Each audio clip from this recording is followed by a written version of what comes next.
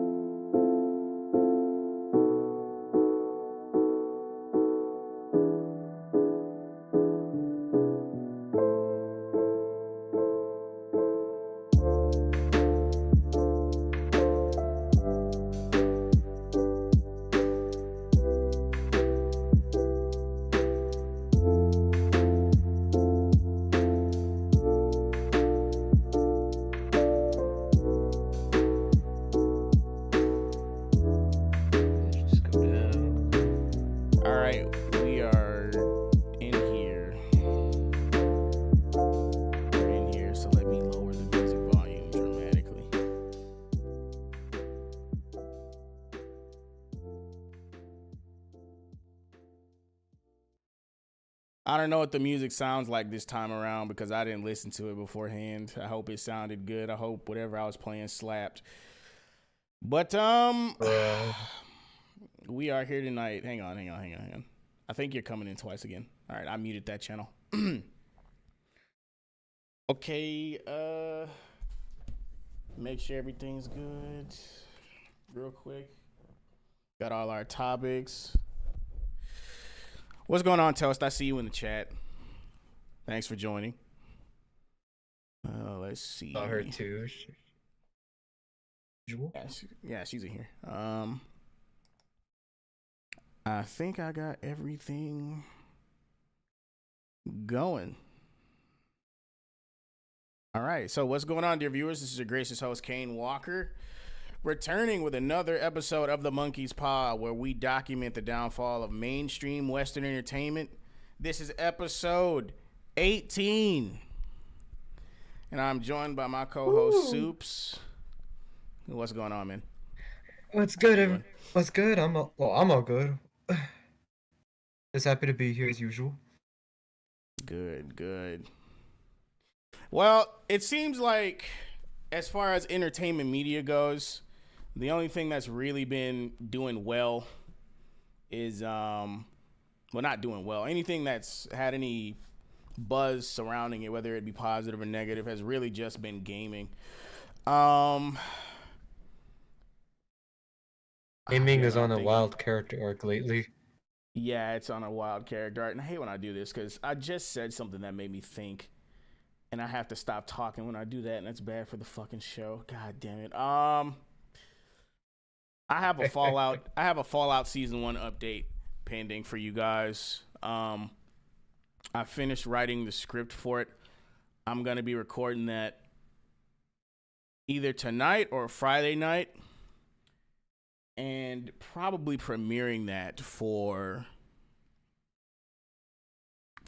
the episode of Dread Quest this week on Saturday. I have to be lightning quick with these edits, if there will be any. Probably not, because usually my live footage is raw, so I'll probably just leave whatever I put in. But we can talk about some shows that have come out, but the only two that are most recent are like Fallout Season 1 and X-Men 97, which, I mean, we'll get to those. We'll get to that show when we get to it. And I was thinking about doing Invincible 2. There. Yeah. I was thinking about doing Invincible 2, but due to some events that transpired, and I don't want to spoil what happened because I'm trying to save it. I don't know if I'll be able to do it. But anyway, some of y'all probably already know, but it'll be an official announcement in video form later on. So we're going to open with our first topic for tonight. I hope I have the right thing up right now. I'm going to take this down. No, that's not the right thing. Damn it. No, I don't. No. Okay, we're going to open up briefly with a part 2 on a topic we covered last episode. What the hell? It's still up. I changed the tab and everything. Oh. Oh shit, that's the. Oh no. I know what's going on. I know what's going on. That's the wrong thing. It's the wrong browser window. Damn you, Chrome. We are excuses as we are having technical difficulties right now. We're not. The fucking capture picked the wrong window, so now I gotta redo it. Damn technology. Yikes. Speaking of technology, all right. This is our first topic of the night. We're briefly covering a part 2 of something we covered last episode, and that has to do with the Helldivers 2 controversy and Sony making it mandatory to have a PSN account. So, people thought that Sony had reversed that decision, me included, because I was talking cash shit that episode, and I guess they heard me because they just reneged on everything. Says here, Twitch streamer Pirate Software claims Sony tricked Helldivers 2 players in PSN controversy. We'll read this first, and then we'll get into whether or not that's actually true, okay? Because tricked implies a couple things. Twitch streamer Pirate Software says Sony tricked Helldivers 2 community when resolving the PSN account linking controversy. On May 3rd, Sony and developer Arrowhead announced playing Helldivers 2 on Steam would soon require PlayStation Network linking. This didn't sit well with users, particularly those who reside in one of the 100-plus countries without PSN access. An outcry made tangible by review bombing efforts resulted in Sony backtracking on May 5th, meaning the account linking mandate would no longer enter into effect. However, issues still linger as the 177 countries where Steam delisted Helldivers 2 amid the drama have yet to see the game return. Arrowhead CEO Johan Pilestead addressed the matter in a Discord post shared by Twitter user Helldivers Alerts. Pilestead told fans, "I'm speaking to our partners at PlayStation and Valve and pushing for it to be undone. Getting the account linking took a Herculean effort, but I won't rest in my desire to have it available everywhere." Twitch streamer Pirate Software has thus claimed Sony tricked the Helldivers 2 community. It said that 3 times now. We get it. Pirate Software argued that while players declared victory and returned the shooter to a positive review standing on Steam, Sony had done something sinister in the background by removing purchase options for Helldivers 2 in 177 countries without PSN access. And there's this Twitter post screenshot here from Pirate Software. The Twitter user in question says, the Helldivers 2 community was tricked by Sony. Sony declared having a PSN account would be mandatory to play Helldivers 2. The community revolted and trashed the game's review score to 13% positive. Sony walked it back and stated they wouldn't be making PSN mandatory. And god damn it, it's making me go to Twitter. I remember watching a YouTube channel. I think his name was Manix. I think he basically predicted this would happen, and yeah, a lot of people would have, right? We don't trust Sony. I should have. Never trust Sony. Okay, declaring victory, the community undid the massive wave of negative reviews. Yes, Sony did something sinister in the background. They restricted Helldivers 2 from being purchased in all 177 countries where PSN isn't available. They fooled you, and the devs are still fighting to fix it. All right, so I'm not going to lie. I was a prisoner at the moment, too, because I thought they had given in and gave us the W. But tricked implies... I mean, most of us were. Most of us kind of... Go ahead. We got too excited. Yeah, but what I'm trying to say is we shouldn't be surprised, because saying they tricked us implies they had any allegiance to giving us what we want in the first place, even with them saying it wouldn't be mandatory, right? So, I mean, a lot of the stuff I said last episode about this topic still remains true. You should still be looking for companies that are trying to give you 100% of what you want. And we shouldn't be looking to these larger companies that have a track record of disappointing us for a solution, right? So It's two a things shame can because be they're the true. ones that make up most of the market, or Yeah, at least that's on the the sad in part. the easy activity. Yeah. At least where Um, it's easy, where you're trying to look, that's what you always see. It's just those same companies, yeah, basically exactly. monopolizing everything. Uh, the article continues. Community members rejected the notion because Helldivers 2 Steam. Wait, is this just a quote of the damn tweet? Hold up. I'll read it Eh, anyway. I'll read it anyway. Community members rejected the notion because Helldivers 2 Steam delisting and Sony's PSN backtracking announcement occurred on separate days.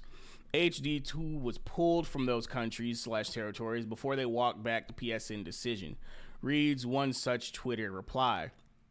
Pirate Software dubbed this move a 1-2 punch, later pointing out in a subsequent tweet that only 30 hours separated the two actions. Sony restricted sales at 22 Universal Time, I'm just say UTC, on May 4th and sent out the notice of walking back the PSN requirement by 04 UTC, which is 4 a.m. On May 6th, the streamer explained. Notably, it's unclear if Sony or Steam owner Valve made the delisting decision. But Pilested's Discord comment notes both parties are critical to restoring the sequel to the storefront. That fucking sucks, man. This whole situation, especially with all the confusion, it does kind of seem like Sony backstabbed the audience yet again because like he said, like a little bit more than a day separates the two actions. So it's like, are you really being upfront? You know, like it's just kind of weird. I mean, kind of something similar went it's. on. I mean, it's. Go ahead. I mean, it's. We're just so underhanded and so quick about it. Is that I think that's the real shit part about this. I mean, How yeah, it's like just how quickly went from okay you into psych. yeah, it's definitely fishy.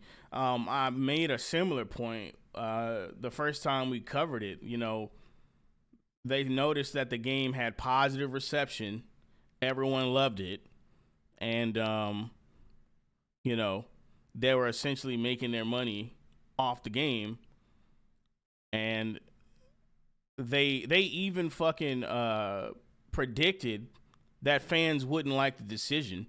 The developers of the game spoke with them and said, "Yeah, fans might not like this," and they did it anyway, even though they had no reason to make a decision that would piss everybody off. Like, do they even gain anything by having everyone make a fucking PSN? Like, seriously, do they gain anything? I just want to know. Because it seems like they're just doing it expressly to piss people off, if that's the case. You know what I mean?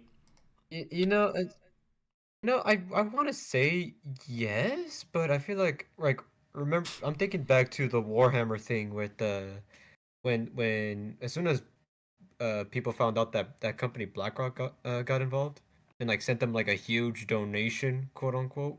Yeah. That's when they started kind of turning their back on the fans. I think the same thing's is happening with Sony, like just just on a for a lot longer and on a bigger scale. I think that's why Sony is so vehement on turning against his fans, no matter like at every turn, because they were making easy money by just doing nothing and letting the game do its own work. Yeah, the game was selling itself. And once By they the way, is noticed it, this they went out of their own way to shoot this game down, this is Sony America, to right? shoot the audience. Or is it also Sony Yes. Japan? Oh yeah, it's America. No, it's definitely America because it's the California-based studios that are doing Yeah. this crap. So what about the censorship with Stellar Blade? Is that also Sony America or Sony Japan? Because you know you got to take into account that it's a Japanese company, so it might be. Go ahead. I think I think it's America in Stellar Blade's case. I think it's also America. Um, But then again, with the design, with that new design thing, maybe Japan had a hand in that. For the most part, most of the heat on the American side. Probably. We're the one with the fucking progressive ideology seeping into our media. Well, I mean, I'm being told that some of that shit is seeping into Japan's art and entertainment too. Yeah, But some they're of it is definitely they're definitely fighting back though, for sure. in some parts, yeah. I think it's weird. It's like there's some parts of Japan where like either they're not taking it so seriously, or they just don't care, or it's weird, especially when in like on the localizers end, where that was like the I most think I see what's obvious going on. instance. I think I see what's going on because the very same thing happened in our country where, you know, you hear about it but you don't care because there's so much good new content being produced that you don't have to see it, and then slowly you're gonna start seeing it more and more and more and more until it's gonna be hard to ignore. So I don't know if we would be able to do it, but hopefully they catch on to this process because it's like the boiling frog analogy, even though that's a myth, really. But you get the point. Like, it's incremental. Like, it slowly creeps until all of a sudden it's everywhere. So hopefully they catch on and they get to preserve their media well into the centuries to come and don't have the same problems we do. And hopefully we can fucking eliminate the problem we have, which there's more on that in this episode, by the way. But go ahead and say what you're about to say before we move on to the next topic. Yeah, I was gonna say, I feel like there's always going to be like a little, cause we're talking about the company that has a freaking subgenre for like yaoi yuri animes, Jesus like some Christ, like bro. popular shows like Sailor Moon had like had traces of that in the original Yeah, workings of that it. was the Japanese So I'm version of like, I Sailor think it, Moon is wild, dog. It's wild. yeah, Jesus. that's why I think, Go ahead. yeah, yeah, think it's yeah, that's why I think it's gonna be there, but like it's always been like micromanaged or something like that. Like something is like they've always had traces of that stuff in their media, but they've somehow never let it like overtake them like like it's happening here. If that makes any sense. Wait, say that again? Like I'm saying, I think for like a good while now there's always been like entertainment with traces of that stuff in there.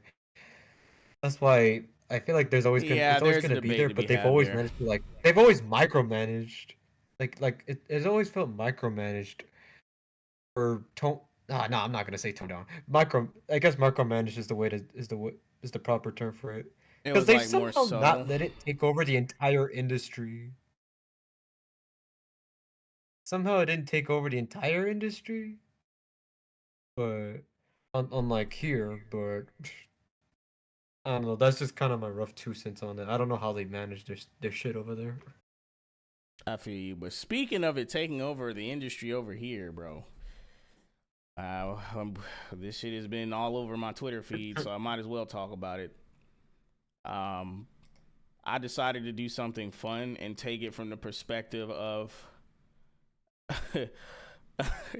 an outlet that is in favor of Yusuke's depiction in Assassin's Creed. Yasuke.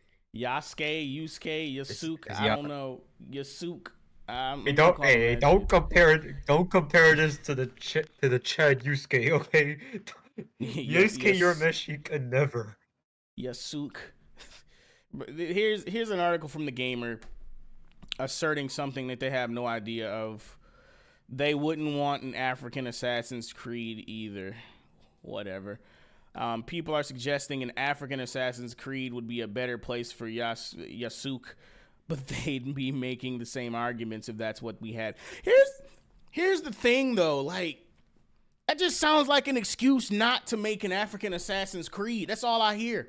Whenever motherfuckers suggest setting something in Africa instead of trying to steal some white shit or some shit that black people aren't in, Asian but you're shit. putting them in. Like, you just find another excuse to not use some African shit. Like, that's all that shit sounds like at this point. It's like, bro, just make the African setting. And then they just say shit like this while they continue not making the African setting. Like, why don't you just prove us wrong? Excuse me, prove yourselves right. Make us out to be the racists you all claim that we are, and just make the fucking African setting game. Just do it.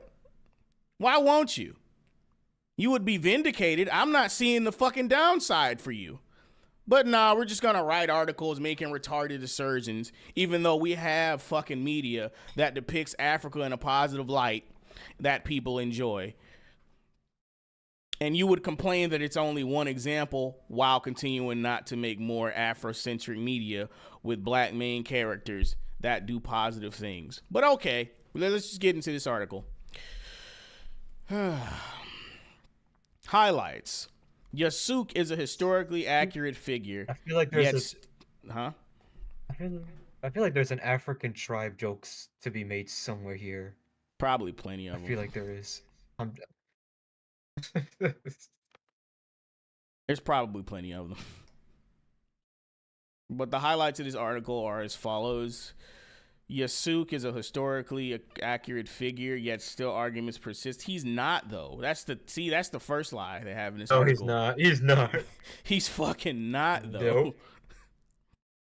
If the game were set in Africa, you would hear the same complaints about forced diversity, except you wouldn't. Well, first of all, hang on. Let's take a step back. No. You wouldn't put a black samurai in Africa. That's the first fucking thing. So you're not making a one-to-one comparison. In the first place? That's what I'm saying. Like, if we were to set the game in Africa, we still see the same complaints. I'm like, of course you would, you stupid fuck. Why would you put a black samurai in Africa? But let's still man the position and assume they mean making an African Assassin's Creed. You have no fucking idea if that'd be true because you haven't tried. The only reason you would hear complaints about forced diversity is if you were trying to force something in the setting that doesn't belong because of DEI, which is exactly what you're doing here. More on DEI a little bit later. But to continue, you actively avoid African media except Black Panther because they had advanced technology. And you always complain whenever people suggest you use the setting, but like you still haven't tried to prove those people. You still haven't tried to prove yourselves right and make them out to be racist. I don't get it. Go ahead. It's funny thing about the whole Africa with advanced technology is that they still try to keep like some stereotypical parts of African culture that probably wouldn't exist. If everything was super advanced, like it'd be to the point where it was unbeatable. Also, some of the fashion, I gotta say, some of the African fashion is so weird, man. I just gotta put that out there. Not trying to sound racist or nothing, but wow. I mean, they call this shit we do weird. Fuck them. It's not racist to mock other cultures. They mock ours. We literally have a saying here. We literally have a saying here that goes, "God bless America and nowhere else." I think we're fine. I think we're fine. Like the third highlight of this. The third the cartoon Wakanda. I was gonna say the comic book and the cartoons versions of Wakanda is far more accurate. A far more accurate depiction of an advanced Africa. Just saying. Probably. I haven't read a lot of Black Panther comics to see Wakanda in the books. I haven't really done that. Seeing Avengers, Earth's Mightiest Heroes, or Ultimate Avengers, I mean that's good enough to get an idea of what advanced Wakanda or more reasonable advanced Wakanda, not super bulletproof, just almost borderline broken version of Wakanda. We have fucking the MCU. We have bulletproof armor, and we can make vehicles beyond your wildest dreams, but we ride into battle on rhinos. Like, get the fuck out of here. We use spears They with have sonic bird that technology. could bounce Go ahead. sonic technology, but yet they have so much vibranium they could make clothes out of it. It's damn near Hunger Games level of Literally. ridiculous. They could literally make bulletproof t-shirts, bro. Like, whatever. The third highlight of this article is neither ignoring nor confronting this toxicity feels very productive. I'm not gonna lie, as long as I'd been trying to ignore this shit, I felt very productive because I wasn't worried about it. But then I started hearing debates passively that people were having, and I was just like, fuck it, I guess we'll talk about it. It says To here. me, trying to avoid. Go ahead. To me, trying to avoid these topics, basically puts you under a rock to what's going on in most of media entirely. Yeah, that's the double-edged Like unless sword, I'm just right? looking at exclusively Japanese stuff. That's the double-edged sword, bro. Like, there's a bunch of shit you don't want to see, but you have to cover it because what does this show do? We document the downfall of mainstream Western entertainment, but like, we don't do that shit because we want to. We do it because it's all that's left. That's all that's left. That's all that's left, bro. We're doing this to show people what's going on, and giving people ways to fix it. Hopefully, like giving them advice on what to do. But go ahead. What were you saying? We're gonna be. It's like we're gonna be news reporting the ashes of Western civilization at this rate. Oh, dead ass, bro. Reporting live from rock bottom. Anyway. A rock bottom USA. Reporting live from hell. Assassin's Creed Shadows is set in Japan. Go ahead. Wait, hang on. I was about to start reading. You good? I was gonna say that's already happened. Just look at San Francisco. Pretty much. But yeah, Assassin's Creed Shadows is set in Japan and is led by a black man, Yasuke. Despite Yasuke being a real person, there have been cries of historical inaccuracy in a series where George Washington founded America to aid his quest for a magic apple. What? I'm pretty sure people would have a problem with that stupid shit too, but we're just gonna assume that they wouldn't. Like, what? All right. First of all, we're gonna squash no, this. Japan. Right? I didn't know Japan was sowing apples. We're gonna debate this right now. So, Assassin's Creed has always technically been. And I didn't see that. Assassin's Creed has always been a form of historical fiction, but the thing is, they'd insert a fictional character accurate to the time into the setting without betraying the authenticity of the time period. That's the difference between Altair, Ezio Auditore, and fucking Yasuke. That's the difference, bro. But we're going to pretend that everyone agrees with the deviation from that formula to the fairy tale bullshit like what you just described. I don't even know if that's a real game that they made, by the way. George Washington founding America and finding a magic apple. I don't even know if that's fucking real. I have no idea. I've never heard of that shit. That cannot be real.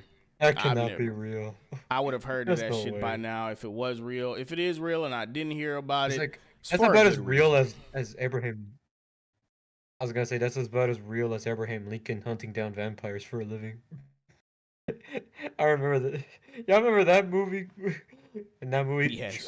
Those trailers were coming out. Yes. I'm just saying, there's probably a good reason I didn't hear about this George Washington game, but okay, we're gonna pretend that everyone is fine with that, but not fine with Yasuke. So we're just gonna keep reading. All right. So the attack line seems to have resorted to how insulting it is that we aren't playing as a Japanese man, and that they'd be cool with a person like Yasuke if the game was set in Africa. I think we all know that isn't really true. I mean, prove it. Fucking prove it. Like, it's bullshit, but whatever. Go ahead.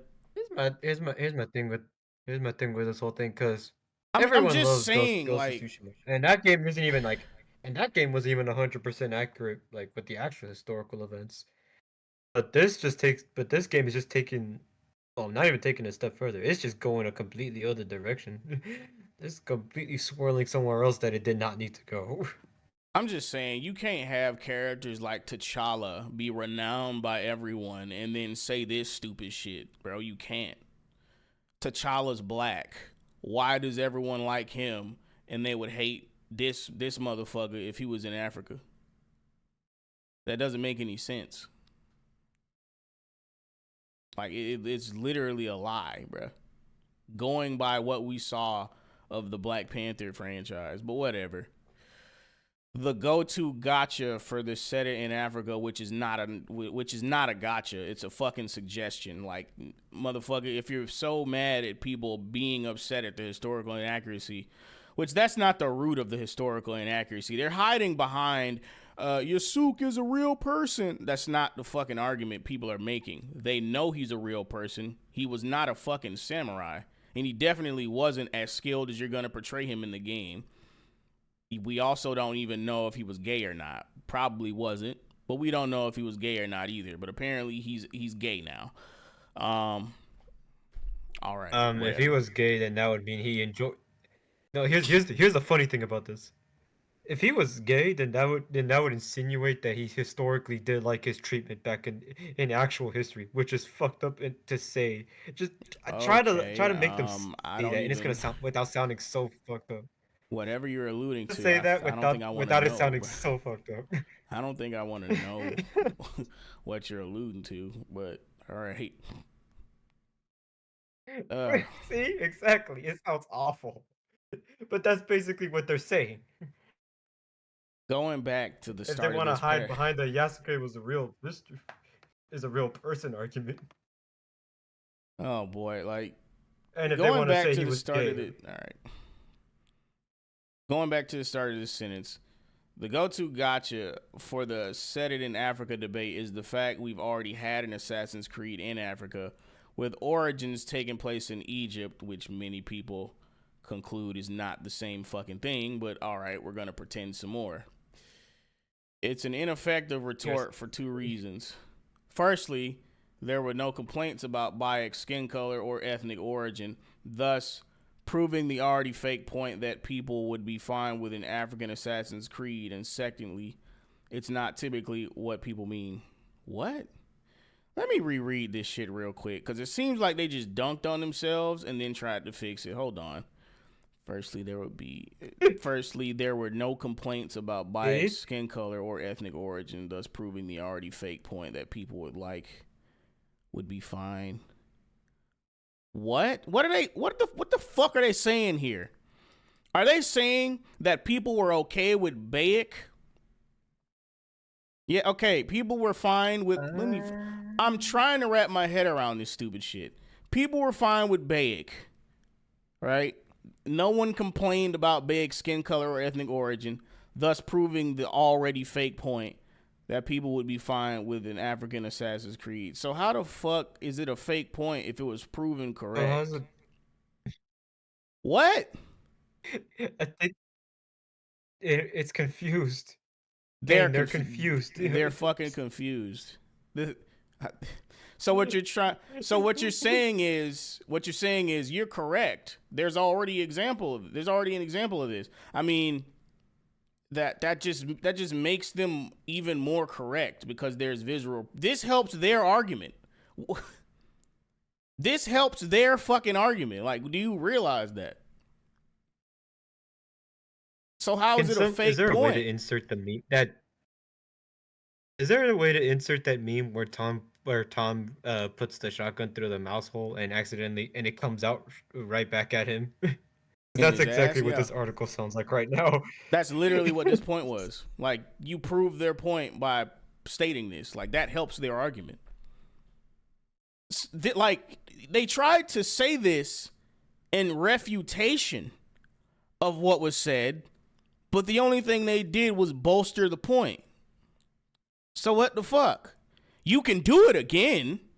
So now there's another excuse to not set it in Africa, which, like I said, a lot of people don't count Egypt as the same thing. You know what motherfuckers mean when they say Africa and they don't mean Egypt. Go ahead. So that you know that in itself is, dare I say, racist. Like, dude, how do you?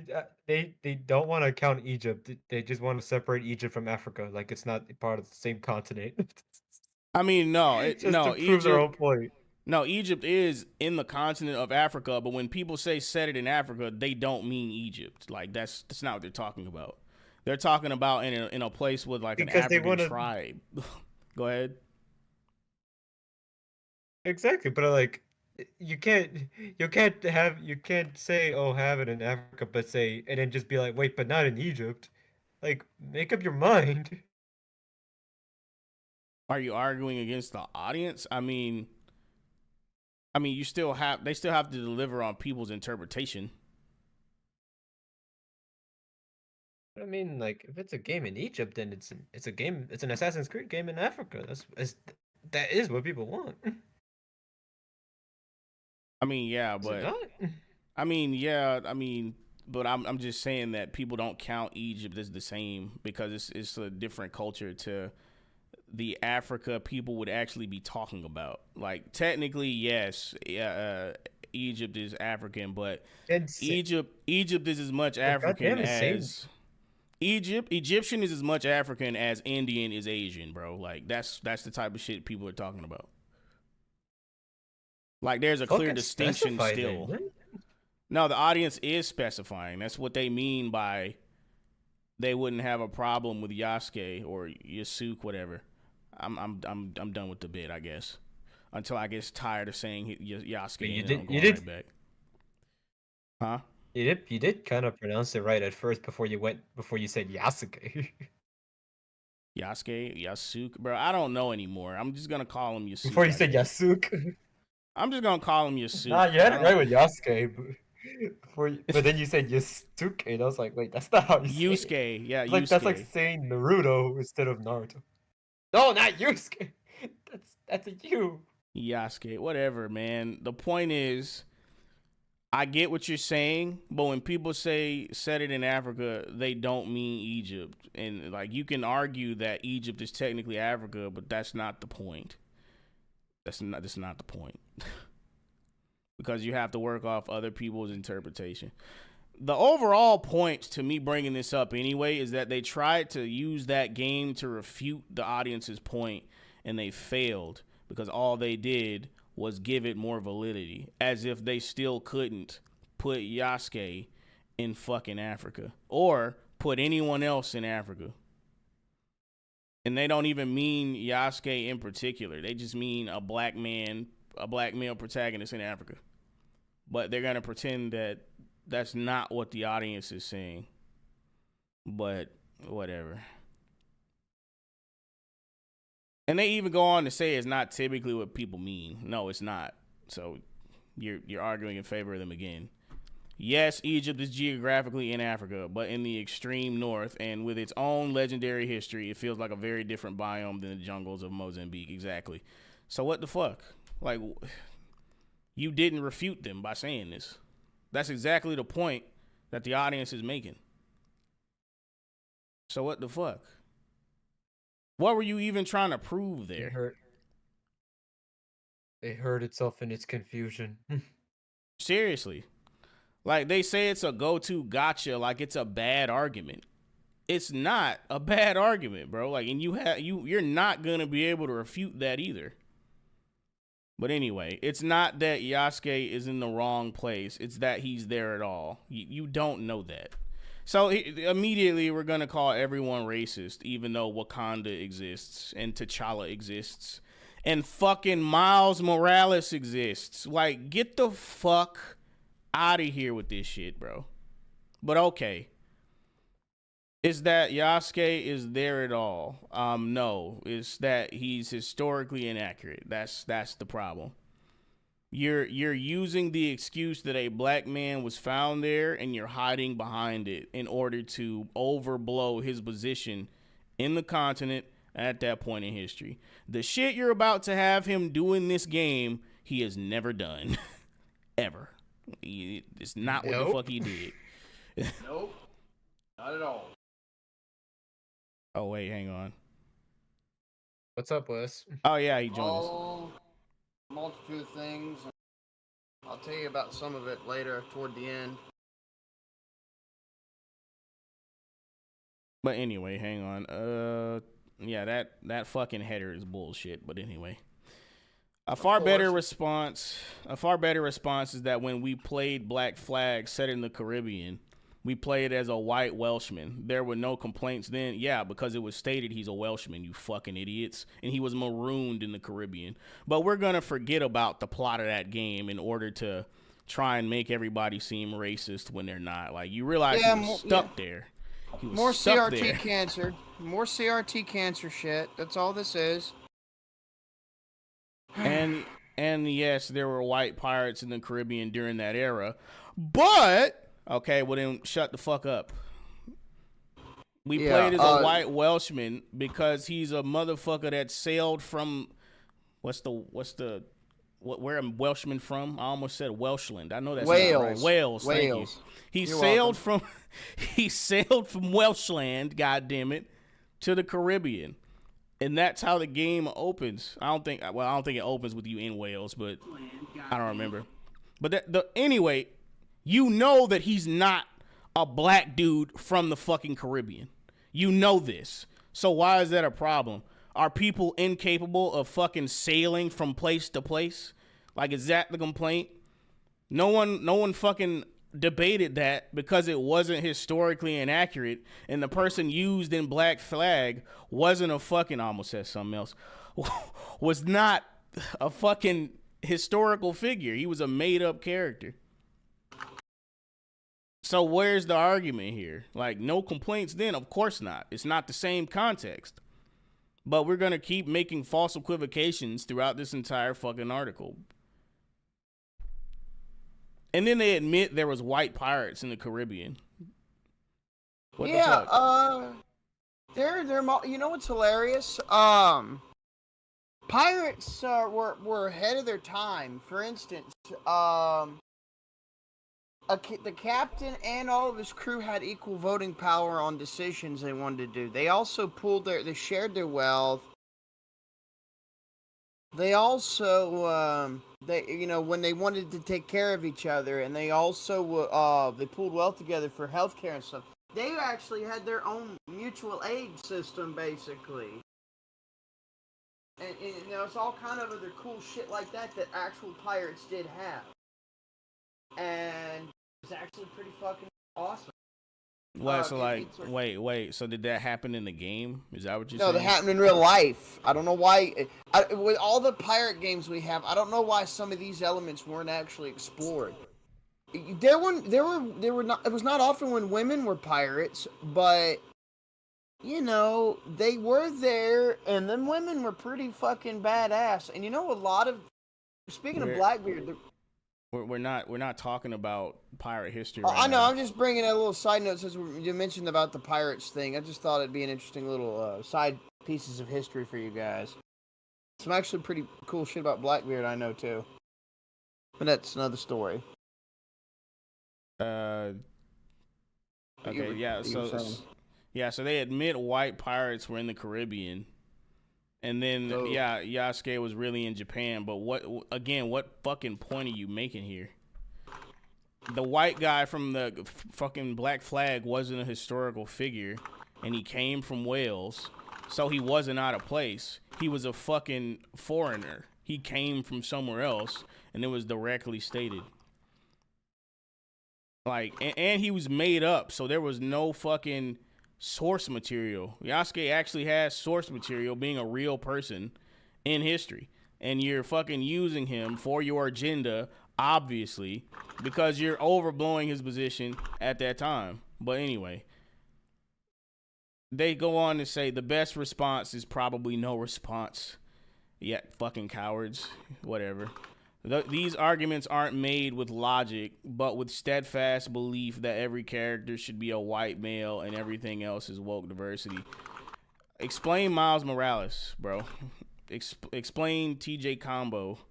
Explain the protagonist. I forgot the name of the dude from fucking Prototype 2.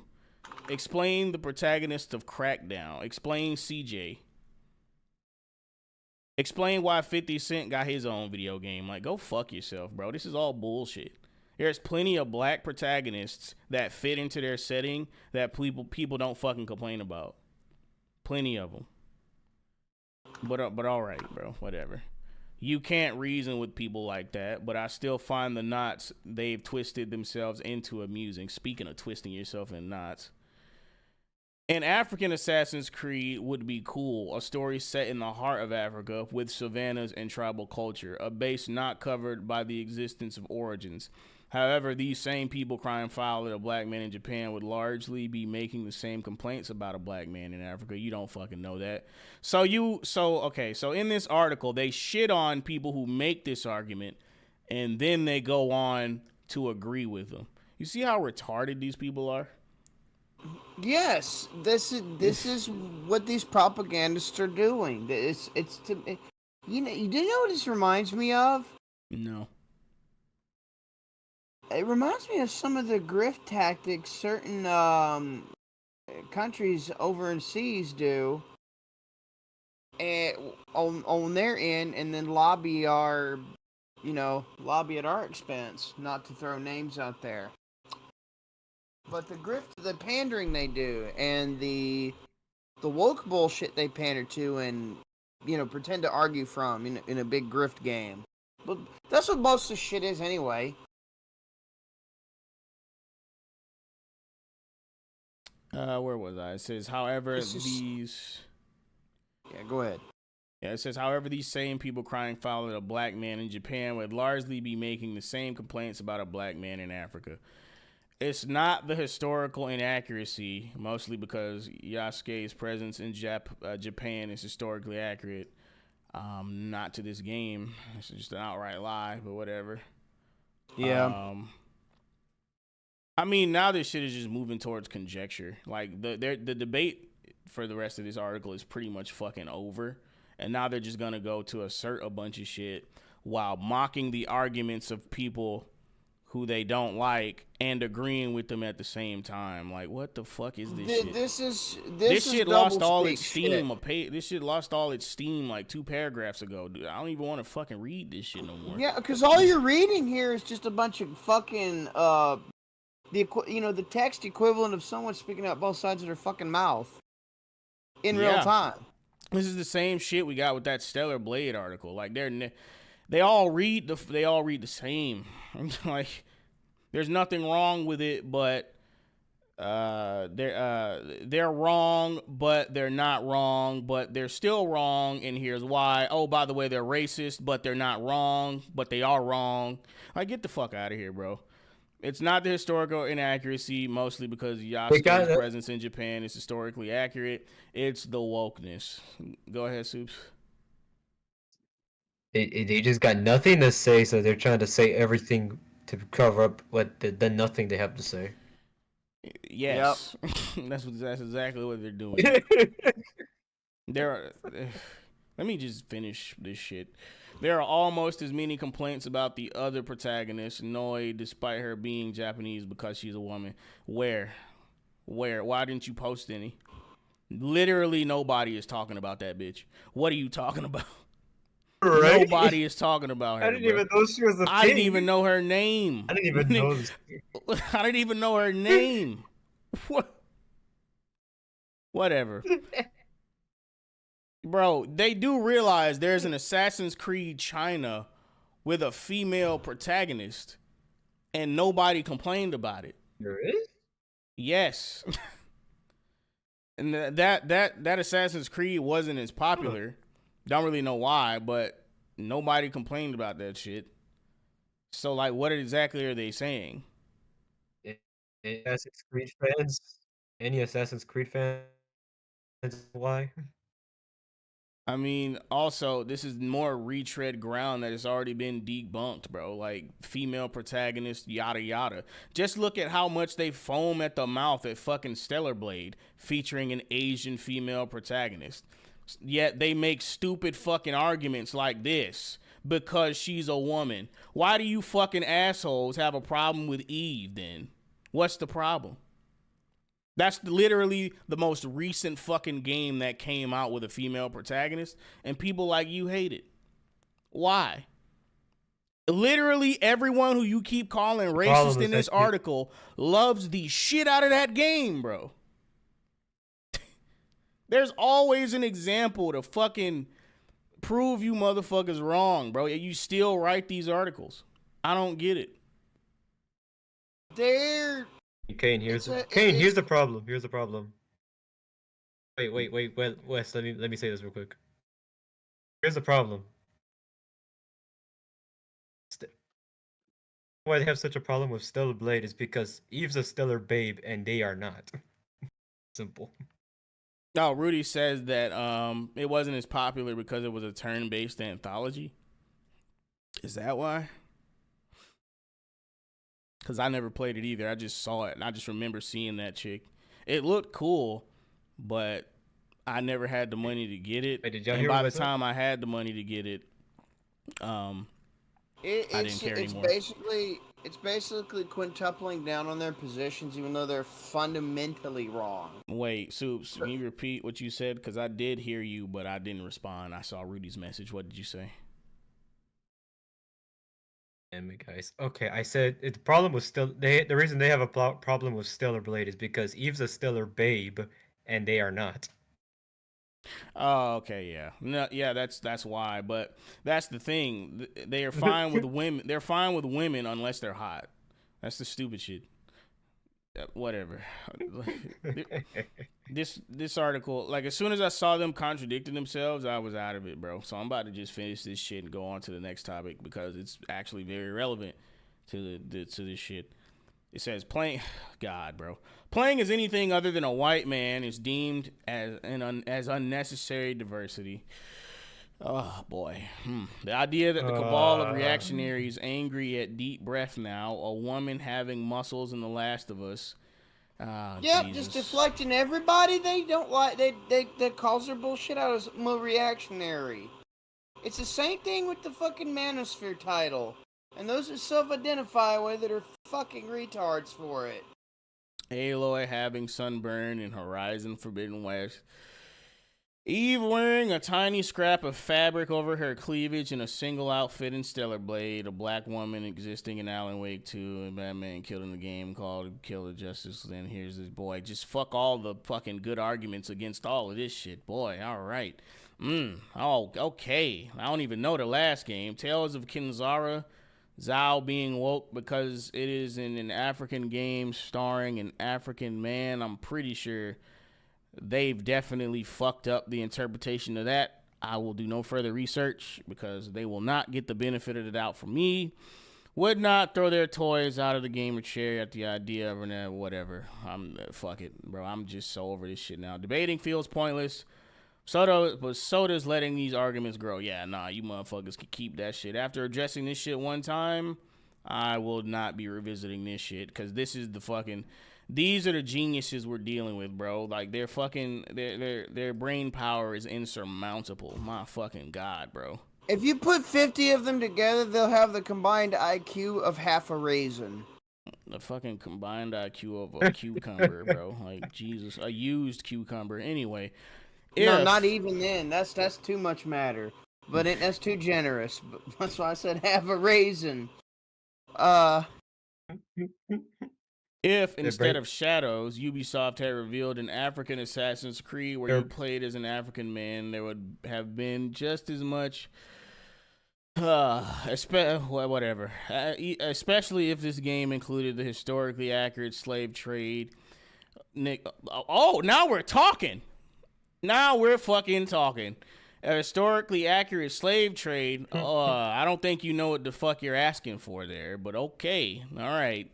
Keep living in that fucking dream world. I guarantee if they included a historically accurate slave trade in that game, you wouldn't be able to handle it. I swear to God, bro. I swear to God you wouldn't be able to handle it. But anyway.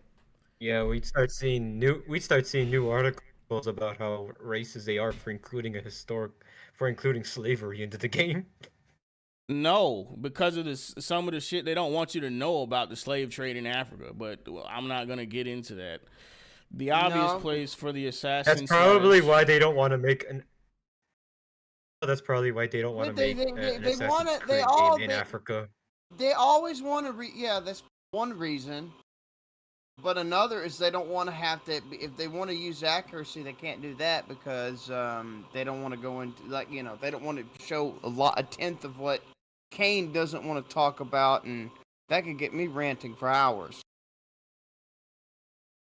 Says the obvious place for the assassin/Templar conflict to touch the African. What? Oh, fuck.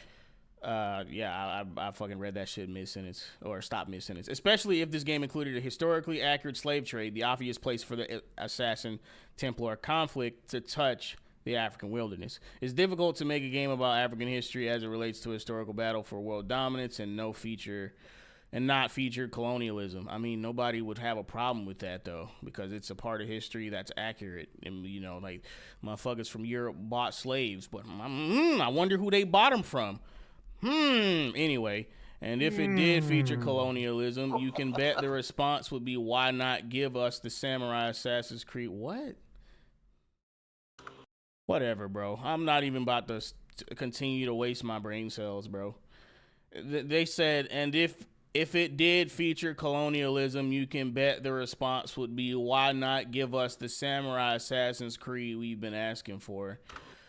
Nobody asked for an Assassin's Creed set in fucking Japan. Literally no one. We already had Ghost of Tsushima. I have heard zero people say, that's what I was about to say. Ubisoft. If you want I've heard zero people say, hey, Ubisoft, can we get an Assassin's Creed in Japan? I've heard zero motherfuckers ask for that. Nobody asked for the one in fucking Egypt. Nobody asked for the one in fucking Scandinavia. I don't even think motherfuckers asked for Black Flag, bro. What are you talking about? Go ahead, Soups. It's funny. I was about to say, when you finished the article, I was going to say, in other words, if anyone wants to play a Japanese Assassin's Creed, just play Ghost of Tsushima. Just play that shit, bro. And man, you could even use Yasuke if you want diversity in there. What? No one would say this. They do not understand. Okay, either they don't understand their opposition, which I refuse to believe. I don't even know why I was about to say that. Or they do, and they just like to lie about them. Like, whatever. That's not even accurate per the current situation. But all right, go ahead. I think the bigger question is, are they lying intentionally, I mean, I believe out of so. malice to drive the divide, or are they lying just to try to save this? Either way, just to try to save their asses in their job. Either way, the result is the same. The result is the same, and they're all useful idiots. But anyway, these people can't be logicked out of their opinions because they weren't logicked into them. And I doubt, bro, you just agreed to the biggest argument they levied at you. You just fucking agreed to it in this article. What, bro? This is how they fucking do.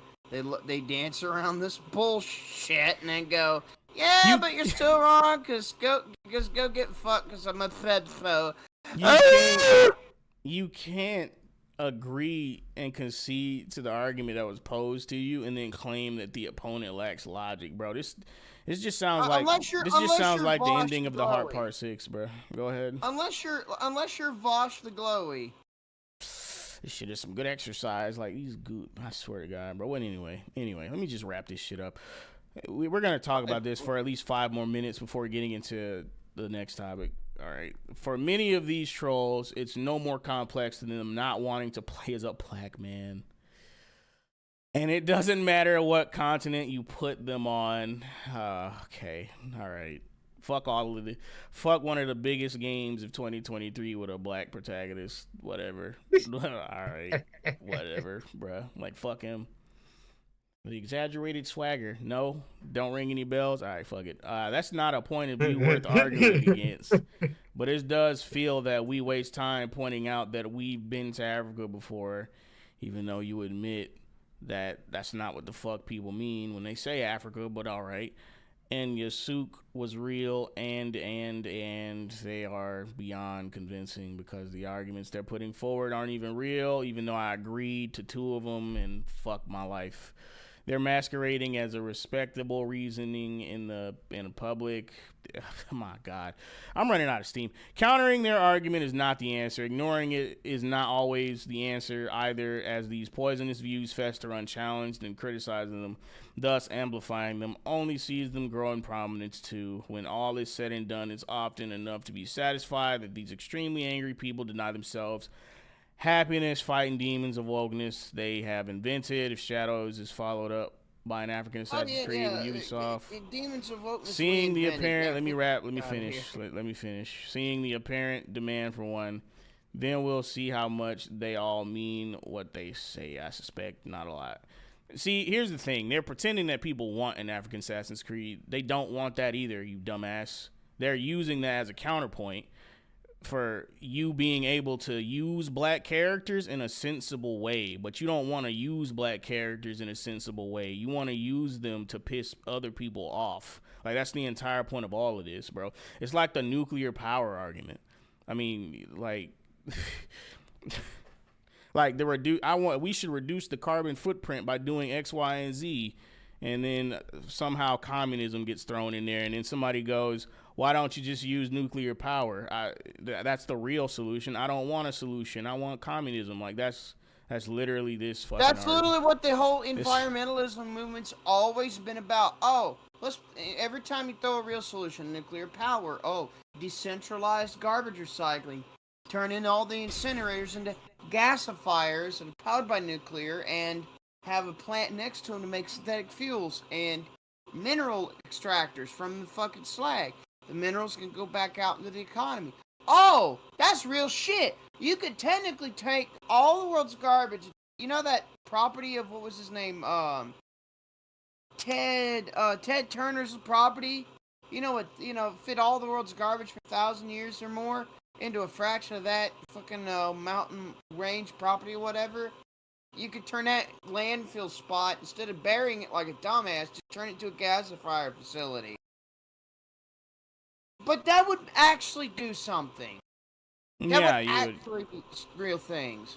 Yeah, that'd actually be a solution, but that's clearly not. Yeah. But it's not. But it doesn't empower the left. What it would empower would be what as John Mackey would call the conscious capitalists, the few market socialists that give a damn out there, the eco-capitalists, the market environmentalists. Those would be the people that would actually be empowered by shit like we talk about. The rest, the left, the majority of the left, the other 99.9998% of the left would not have anything anymore. And a lot of neocons would not have anything either. All right, moving away from bitching about, another example of what they fucking do. Yeah, moving away from talking about the actual energy thing, right? So essentially, no, if they used as much energy. What? Sorry. What? I was gonna say, if they used as much energy into these mental gymnastic articles as they put into actual fitness, they might actually come out better. Maybe.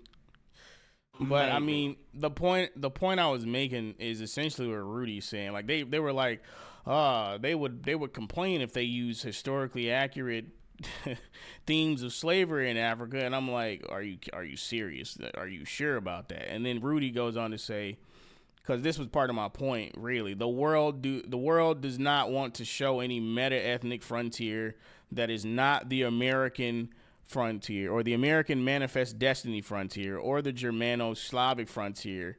Any other meta-ethnic frontiers in history are inconvenient. Yeah, exactly. They want to pretend that white man bad and no one ever done anything bad. No one else ever sold anyone into slavery. Oh no, it was just the white man. They went over there. They went over there with their butterfly nets and wrangled up some black people. Whatever, bro. Well, let's ignore the fact that let's ignore Africa enslaving their own people before white people made it. Yeah, they're taking their own people or kidnapping from each other's tribes and calling them prisoners of war in quotation marks and selling them, or the Arab and Ottoman Empire contributions and I mean, kidnapping of throughout white the people. it happened throughout the classical world, bro. Like everyone did it. Literally. Everyone did it to each other. Everyone, That's the whole bro. point. Fucking everyone. Fuck. Italians were still treated like shit back in until like the 1960s here in the States. Oh, That's yeah. not racist because they're olive skin. Honk honk. Weren't the Polish and the Irish and like any non-fucking English whites or something? Yeah, they were. Yeah. They weren't real white people or some stupid shit. See, and this is another one.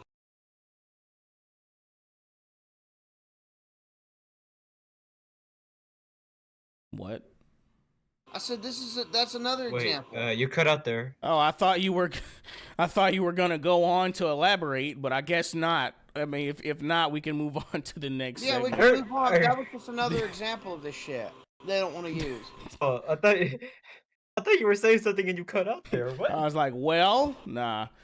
Okay, so the next topic has a lot to do with what we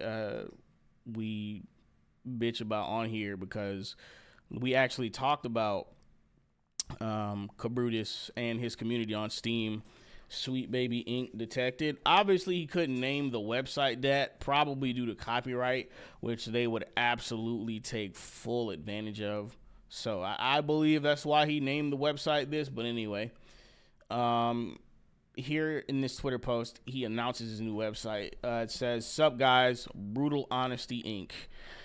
I'm going to release another large update for the DEI Detected website soon. Details still to be announced. This is not the last update I have planned for it, and there are many more features that I would like to add.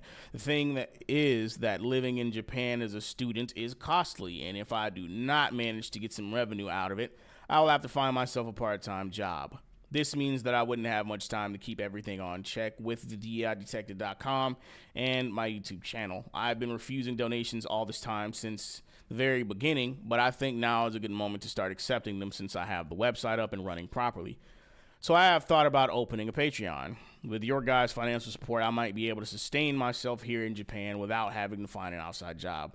This would allow me to dedicate myself a lot more to content creation and also keep investing on bringing more features and quality content to the website, increasing my content creation potential by a lot.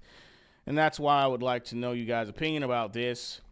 Would you like me to open a Patreon / what kind of content you guys would like to see me focusing on? Okay, so he has a few options here, but the one they landed on is yes / DEI detected games. I mean, that's what we followed you for. That's exactly what we want. And I'm pretty sure people would be willing to pay you some money to see you continue to provide this service. Like, yes, of course. So anyway, here's his website, which I'm definitely gonna bookmark and fucking look at. But welcome to the DEI Detective website. This is funny because we kind of did this exact same thing for Sweet Baby Inc. Well, we didn't advertise them, but we fucking went to their website and went straight to their About Us page. It says, welcome to the DEI Detective website. Forced DEI is becoming unbearable in games. It's time to push back. Vote with your wallet. And there's a list of games here that have DEI in them, which sucks because Stellar Blade is one of them. What game was this? Homeworld 3. What? Wait, how's... Oh, is it because of the Sony censorship? Because of the Sony censorship. Oh. Yeah, no, that counts. Right. That counts. People have the right to not want to support it since Sony's doing that, bro. Like, they definitely do. I know it hurts the company, but it's still their money. And if you don't want to... Because here's the thing. The company said it will be uncensored all over the world, and whether or not Sony is the reason why it got censored doesn't matter. You promised one thing, and we're unable to deliver. And as a customer, it's not our job to, make excuses for you. You know what I mean? And I get that it's kind of cutthroat, but it's a fact. Like, I still felt some type of way about not getting what I was promised. And as the customer, just being being expected to take that, even if it was outside of the company's control, is kind of annoying. But anyway, moving on to the About Us page. So, about Cabrutus. What's up, guys? I'm Cabrutus, your average normal-looking gamer dude who is passionate about his hobby and industry. I play video games since 5 years old, and he's from Brazil, so excuse his English. I play video games since 5 years old and went through many different systems during my whole gaming life. I have the desire to do something good and meaningful for the gaming community all over the world. So let me try to do a little frequently asked questions here for you guys. What were the reasons that made you decide to open a website? I decided to open this website because this way I would have total control over the content without having to rely on a platform like I have with my curated page being on Steam. Freedom. How do you feel about it? Great, to say the least. This website is a huge milestone and personal achievement in this cause, and I have you, my supporters, to thank for it. How do you feel to work with a team on such a project? I'm surrounded by many amazing people which decided to join and help the cause. I couldn't ask for better supporters than I have. This is a very important moment for us all. And the question that I was looking for first is, what is DEI detected? DEI detected is the natural evolution of Sweet Baby Ink detected. It is well known for a time. You know, I'm Go ahead. I'm glad it is stepping up. I'm glad it is stepping up from just being Sweet Baby Ink detected, because yeah, they weren't the only company that's responsible for that. Yeah, that's a good argument too. We were actually going to cover some of those companies, but we haven't really been hearing about a lot of them. There's this one like Gamer something, like, but they spell gamer with a Y, so you know what that means. Anyway, there's more than them too, but we haven't seen. Wait, that's a company? I thought that was a joke. No, that's a real company, dog. They really. Oh my god, that's. Anyway. What is DEI detected? DEI detected is the natural evolution of Sweet Baby Ink detected. It is well known for a time that Sweet Baby Ink isn't the only company forcing DEI into video games. So with the 400,000 followers mark on the curator page getting close, I think that this is the perfect time to expand and start talking about what other DEI consultancy companies are doing with video games too. What is DEI? What is DEI's? God damn it, the grammar. What is DEI Detected's objective? The DEI Detected has the goal of bringing consumer awareness by letting people know what games have DEI ideology implemented in their development cycle, as well as how it affects our culture as a whole. What do you plan to do on the website? Basically the same that I already do on the Steam curator page, listing the games that has DEI implemented by this time around, coming from many others DEI consultancy companies too, while also promoting good, mainly indie, pretty much, games that respect us gamers by not trying to re-educate us, virtue signaling, and influence the way we see the world. These will be referred to as DEI free games. DEIF.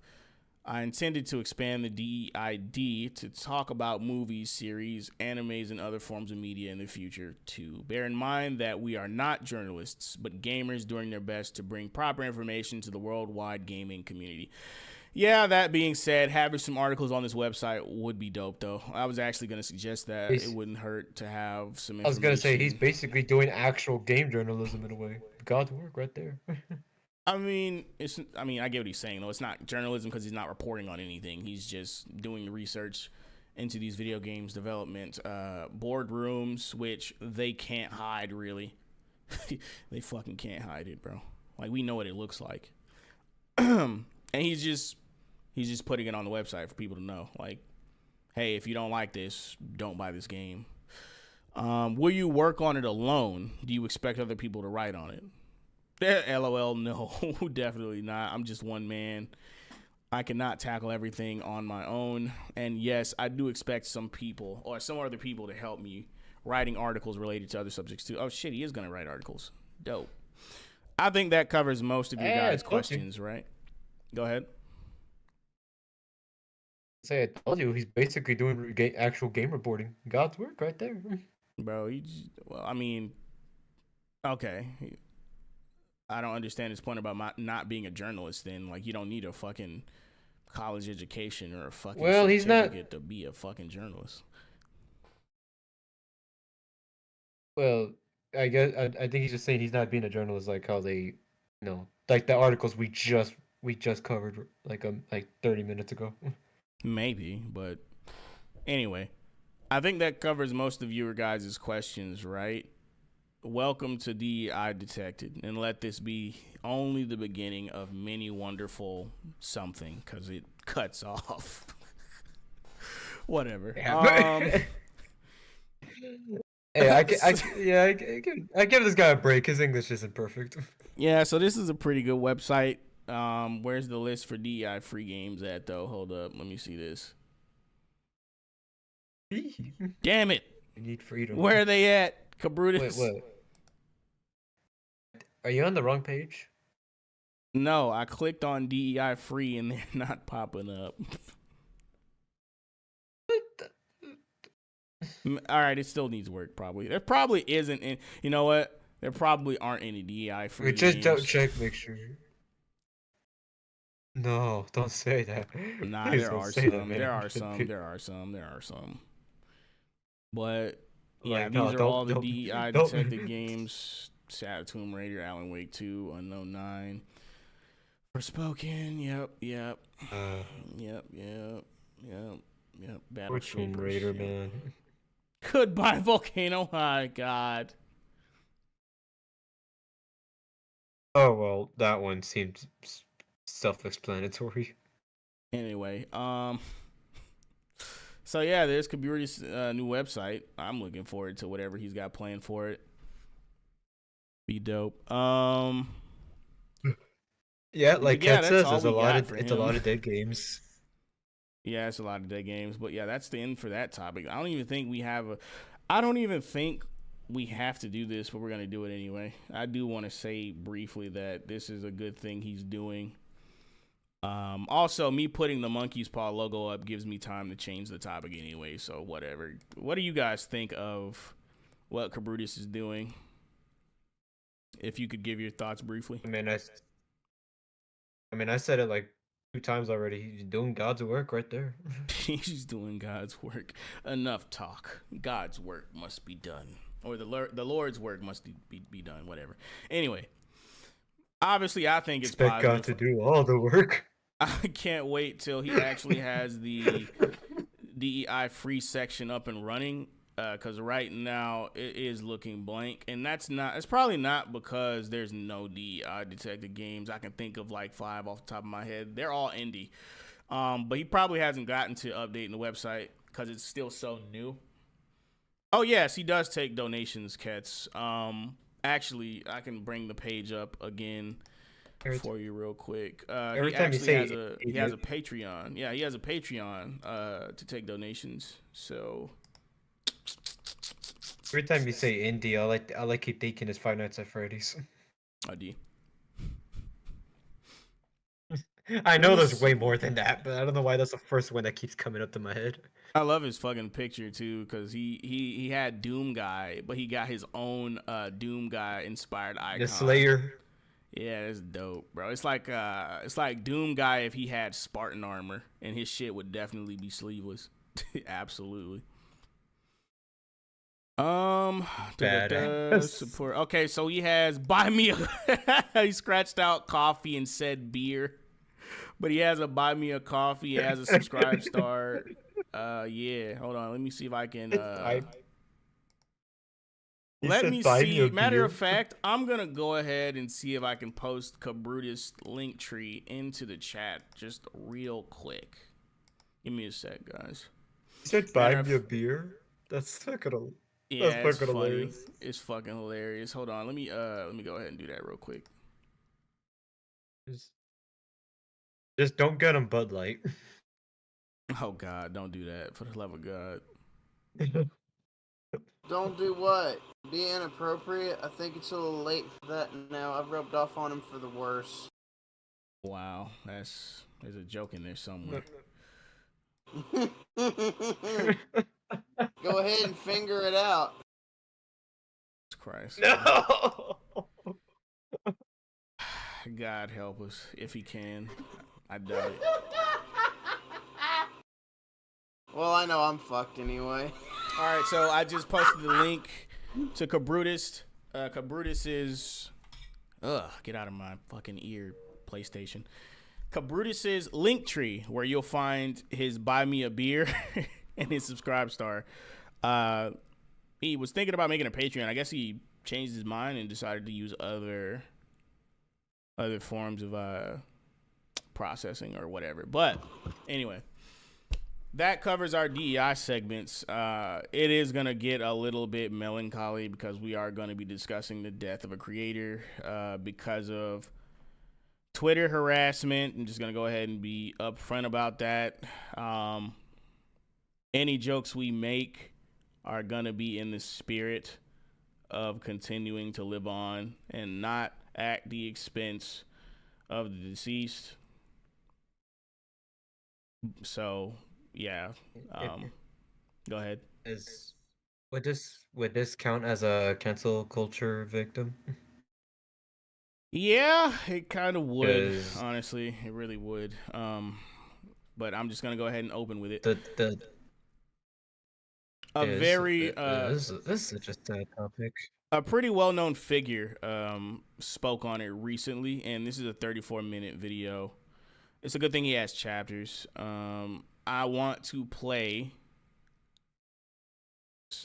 play a little bit of it for context, and we might actually I'm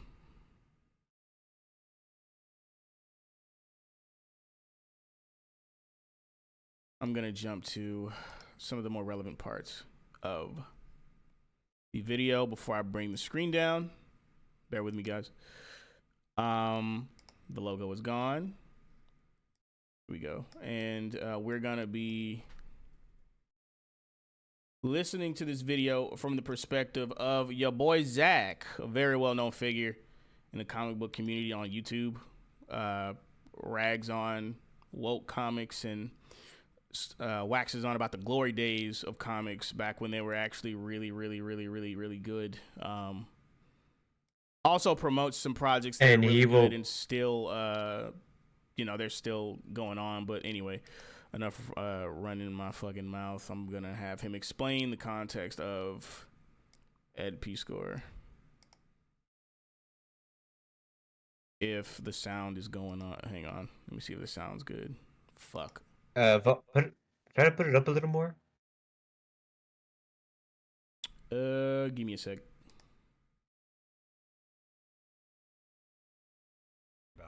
So she says, yesterday, the Ed Piskor stuff continues to be so interesting to me, in that here you have the high-profile death of a comics professional as a result, per the deceased, of being canceled by comics social media. And if you mention the death in any way in certain circles, I mean mainstream comic circles, certainly, Alright guys, you what's up? are the quote, bad person, unquote. You are the asshole. We're playing the video. You are committing a microaggression. Alright. Because certainly the correct... Damn it! I forgot. You guys, fuck. Y'all have to remind me to share my screen in the background. That's been going on. Why didn't y'all say anything, bro? I have not been showing the screen to y'all. You did that on purpose. I didn't. I never do. I want y'all to see the shit, bro. No, I want y'all to be able to see it. You usually always have that covered already. I was able to see it. I was looking at the other tab. Fuck. Yeah, but it's still good to have you. All right, we're gonna have to restart this because y'all couldn't hear shit. So she says, yesterday, I am able to hear it. The Ed Piskor stuff continues to be so interesting to me, in that here you Wes have wasn't, the I guess. high-profile death of a comics professional He just as a left result, the scene for a minute per and the came back. deceased, of being Yeah, canceled by I was comic doing a little social research media. into something, And if you mention the death and I in found any it. way, I'll tell you about in it at the certain end of this. circles, If we're giving time I to mean give mainstream an update. comic circles, I'm gonna do certainly a short video you tonight. are the See quote it bad spinning person off. unquote. Pretty short. You are the Bro. asshole. You are committing a What's going on? microaggression. The fuck? Because certainly the correct way to handle this entire thing I see the is Twatter what thing, mainstream but comics what's media up did. for the YouTube A thing? quick Wes, obituary, not Wes, you- investigating Wait, does he not- acknowledging you got- any- Wait, do you not hear it? Wes, do you Like, see the screen? I Hear see it? the screen, but I don't hear a fucking thing. try turning it up on the back Oh. end. Because I could hear it on mine. What the fuck? Why was it muted? Go ahead and play. any of the key reasons Weird. leading up to this Okay, death. yep. And then, as certainly Piskor's own professional partner so publicly did even before he died, sort of memory hold a man, disavow knowledge, disavow friendship, etc. And this is why I find large swaths of the mainstream comics community just stuff I don't want to deal with. Because I think they handled the first clear-cut death as a result of the internet pile-on / cancellation in said community in a thoroughly shitty manner. Bonus irony, this happened to a person who co-hosted countless YouTube episodes of a show celebrating comics and comics creators. Holy shit. So she goes on, and while, okay, I'm just stalling for time. I was supposed to have this ready, and then I did not. So there was a comment I got. I think the last time I talked about Ed was the 1 month, it's only 1 month anniversary of his murder. And there was a comment on that video that I just think about probably once per day. So I'm typing it in as I'm kind of stalling for time so I can find it, and here it is. So this guy said to my last video, he said, "You said it before and it's still accurate. To them, the accusation is the proof. They accused Ed of racism, but anyone familiar with his work and personal style would have immediately disbelieved that. They accused Ed of pedophilia, but even the person making the original claim denied that was the case. Their platform exists based on the superficial and the uninformed people who won't think further than the most inflammatory tweet. It's just hard to imagine what their purpose was unless it's clout. Ed Piskor wasn't anyone's enemy. He wasn't an agitator for some made-up faction, just a target of opportunity. It's such clinically sociopathic behavior, impulsivity, lack of remorse after hurting others, increased frustration, that it's hard for people to really grasp, which helps them get away with it." This phrase, target of opportunity, it just keeps like ringing in my mind because he makes a great point. While some people had little beefs and gripes with him, and apparently like Ramon Villalobos just hated the guy, Ramon Villalobos hates everyone. Like, he hates dozens of people, like on an active basis. So it wasn't that, man, they were just really looking to take Ed down. It's that the opportunity presented itself. Oh shit, this guy ended up with an allegation against him. And Alex and Ramon, as I proved in my last video about this subject, they found an already suicidal man and they lobbed 5 false allegations against him just to completely bury him in despair, to push him as close as he was to the edge already. They wanted him all the way over. They needed him as close to the edge as possible. Right now, 2024. All right, so I think we have enough context now. That was pretty much the entire. They wanted point. him all the way over. They needed him as close to the edge as possible. Wait, is it still going? Oh no, no, that's not what it was. No, I was trying to post the remainder of that video into the comment section, but the streamception got me. Yeah. It's just vile, man. It's just evil. No, it is, and we're gonna get into an article detailing more of it because I do recommend people watch the rest of that video, but I want to give my thoughts on it too. Oh yeah, got.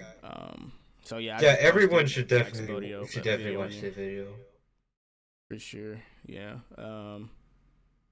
I just quickly opened another tab to be able to do it, but so yeah, that's the fucking context for Ed Piskor, which I wasn't following at the time, and sucks because it's definitely worthy of coverage because we've seen Twitter mobs do this exact same thing in the comic book space. Well, shit, in more than one entertainment space, but we've seen, I think, 2 instances of this. I don't think that one resulted in a death, though. Which other instances are you talking about?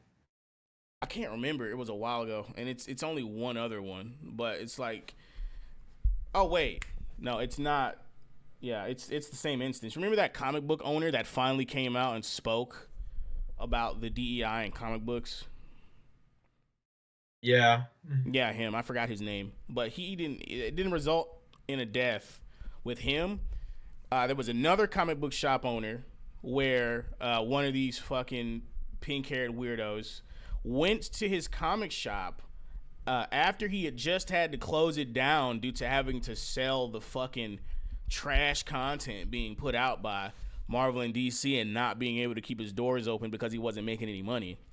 She went to his place of business just to fucking get him to say, we know your store is closing down, but it wasn't because of progressivism, was it? That was essentially her entire angle. Just to make sure her ideological enemies weren't correct, which they were, but she didn't want him to say that. So she wanted to go there, coax out a statement, and be like, there you have it.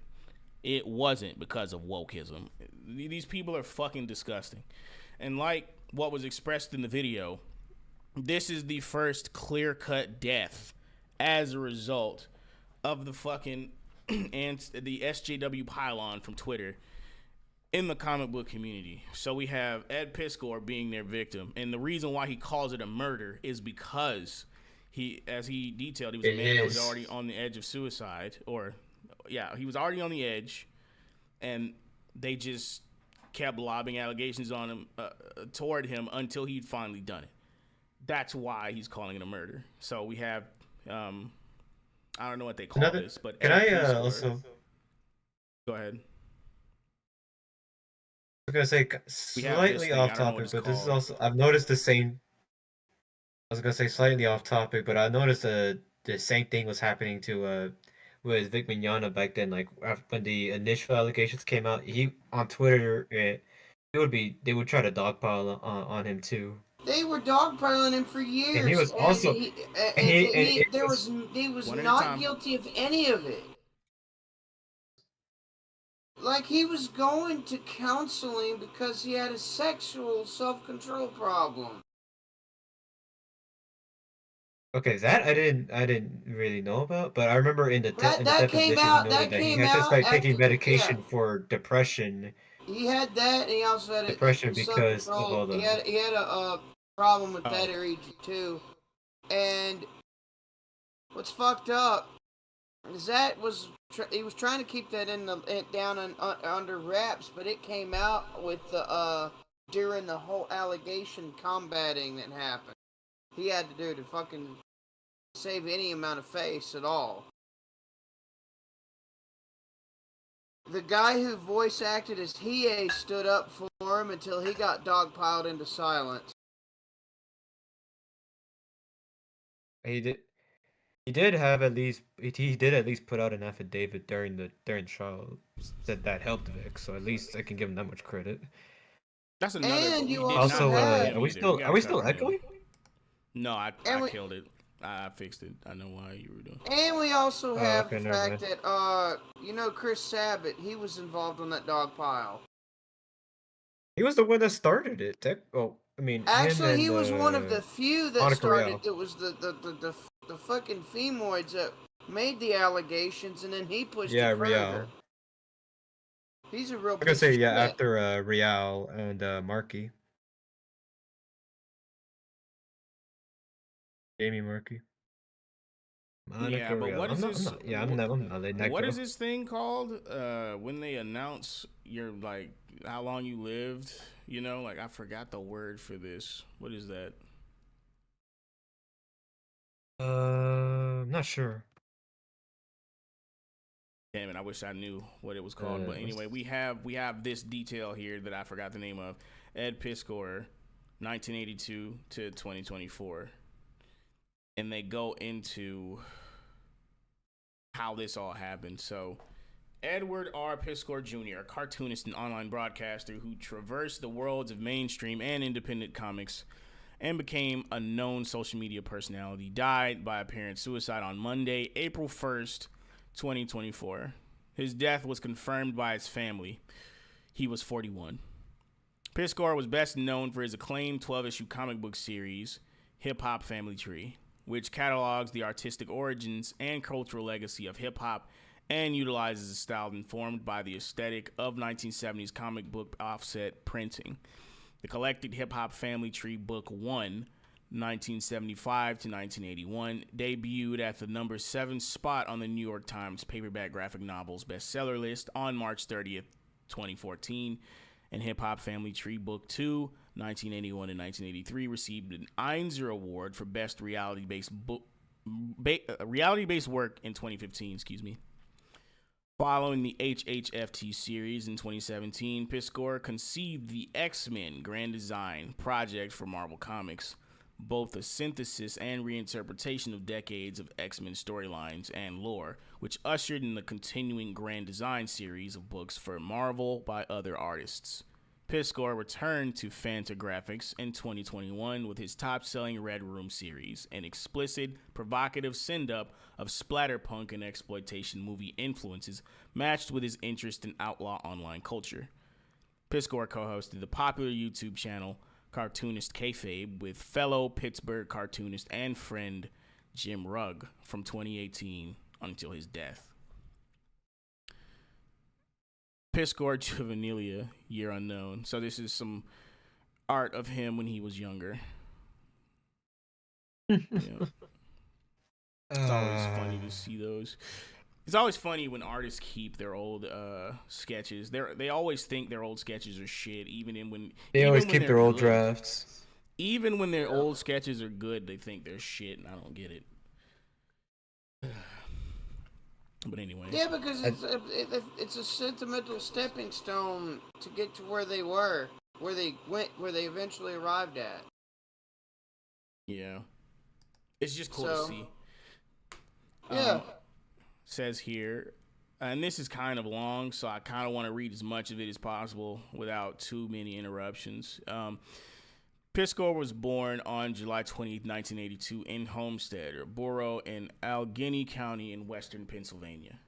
His parents, Ed and Diane Piskor, were employed by Homestead Steelworks, which, like many surrounding Pennsylvania ironworks and steel mills, shuttered in operations in the mid-1980s. Excuse me. His obsession with comics and drawing gave him an escape from the economic and social turmoil that formed the backdrop of his childhood. The cheapness of pencils and paper made them constantly accessible to me. Piskor stated in a 2016 Washington Post interview, "I didn't have health insurance, so I wasn't allowed on the football team. My folks didn't have cash to invest in a trumpet for school band, so I really took to drawing." The Piskor family remained in Homestead until relocating to Munhall, Pennsylvania in 1996. In his teenage years, Piskor suffered a near-fatal bout with colitis fatal bout of colitis, resulting in a case of intestinal bleeding that saw him hospitalized for a month. Believing the incident to be caused by the anxiety he faced in school, Piskor claimed to have convinced his parents to allow him to be homeschooled for the rest of his high school career following his recovery. His new unorthodox schedule granted him longer pockets of time in which to study the likes of Jack Kirby, Chris Claremont, Jim Lee, Rob Liefeld, and the canon of superhero comics. His curiosity also led him to the world of alternative independents like Daniel Clowes, I hope I'm not butchering that, Chris Ware, Gilbert and Jamie Hernandez, Kim Deitch, God, these names, I'm sorry, and most especially Robert Crumb, whom Piskor would often cite as his central influence. Through his comics reading, he spotted ads for Kubert School and Technical Comics Institution founded by cartoonist Joe Kubert in Dover, New Jersey. After graduating high school, Piskor attended Kubert for 1 year before dropping out, later citing the need to deprogram his comics practice from his brief tenure at what he called Superhero University. At Kubert, Piskor felt that his burgeoning drive to become a singular success in comics differentiated him from his peers. I couldn't pronounce that, bro. I'm sorry. Like, if I fuck something up, feel free to correct me. I couldn't pronounce that. Burgeoning, I don't know. The reality of the industry. Burgeoning? Okay. All right. I got it. The reality of the industry. Sweet. Huh? I said sweet. Good. Okay. The reality of the industry, which needed its ditch diggers too, with anathema to his vision, they teach you to be a hack at the school, meaning that you should take every possible job that comes your way and just crap out everything that interests you the least. Piskor stated in a 2006 interview with Rob Clow, I really don't agree with this position, and I even contribute this idea for the degradation of quality in comics. Yeah, I could see that. People working on projects that they're not passionate about means that you're not getting their best work. So yeah, don't be a hack. Do not work on anything you're not interested in. It's going to make you unhappy, and you're probably going to get fired because your heart's not in it and they're not getting the quality that they want. It's just that it just comes with the territory of being an artist. It just does. If you're not working on something you give a shit about, you're not motivated to do your best. It's just what it is. Go ahead. It seems like the artist industry is like always had like a sucky business model like that like for so long. How and why is my question. Because they care about meeting deadlines, and they don't really care about, being meticulous and thorough. They care about, that's it. They care about appeasing their stakeholder and shareholder. Yeah, churning out shit, like meeting quotas. That's all they give a fuck about. Like, yeah, that's it. And they're not surprised when people keep breaking off from these companies. No, because of that business. No, they're not surprised. They just replace them. Or why the industry's falling apart because of that? They don't care. They don't care. They generally don't give a fuck. They really don't. If the stakeholder says it's okay, then it's okay, even if it loses money, like which is fucking stupid, but whatever. Not enthused. That's for my thing. How does such stupidity own the industry? I couldn't tell you. I couldn't. I mean, we can only assume that it's because they seek to destroy the culture and not, enrich it. They don't even necessarily want to benefit from it, clearly, because they've been losing money hand over fist. They're hemorrhaging dollars. Yet, they still somehow gain funding to continue to perpetuate this, which is another conversation altogether, but I digress. Not enthused for a future of behind-the-scenes drudgery, Piskor exited the Kubert School after receiving what he saw as adequate technical training. He produced his first self-published mini-comic, Deviant Funnies #1, in 2004. He began corresponding with comic book writer Harvey Pekar, after finding his address in Pekar's series American Splendor, sending him a copy of Deviant Funnies. After building a rapport, Pekar assigned Piscor to draw 4 pages. I'm sorry, guys, for the 2004 book American Splendor. I don't even know how to pronounce it right myself either. Our movie year. Upon completion, Pekar asked for another 24 pages. This time, the deadline of just 1 week. Piscor, then age 21, found the task daunting but committed nonetheless. It became apparent that he was testing me a little bit, he said in a 2013 Comics Journal interview. But right after delivering, he was like, okay, man, do you want to work on this 150-page book with me? Obviously, I was delighted. And here's a brief splash page of one of the pages of the comic in question, Deviant Funnies. Oh, wait. Never mind. It's an interior page from a different comic called Macedonia. What does it take to stop a war? Oh, okay. Why is that here if it's not the... Anyway, whatever. If it's not the book being talked about. Piscor's next task was illustrating Pekar's graphic novel Macedonia. Okay, that makes sense. What does it take to stop a war? Co-written by Heather Roberson, and published by Villard Books and imprint of Random House in 2000. Random House. In 2007. Ed was so focused, a living laser. That's a quote. My bad. Recalls cartoonist and close friend Tom Scioli. He was not afraid of the hard work of draftsmanship. When he was working with Harvey Pekar, he'd drawn a car and it looked like a shoebox. But he worked really hard on each page and learned from his mistakes. So by the time he finished the Macedonia graphic novel, he was not the same artist who began it. Piscor and Pekar would go on to work together again, joined by editor Paul Buell on the beats of graphic history. Published by Hill and Wang in 2009, Piscor also collaborated as artist with the veteran undergrounder Jay Lynch on several short stories. I'm being assailed by these names. I'm sorry. Piscor capitalized on his newfound momentum, not by seeking bigger, buzzier collaborations, but by returning to his own self-directed projects.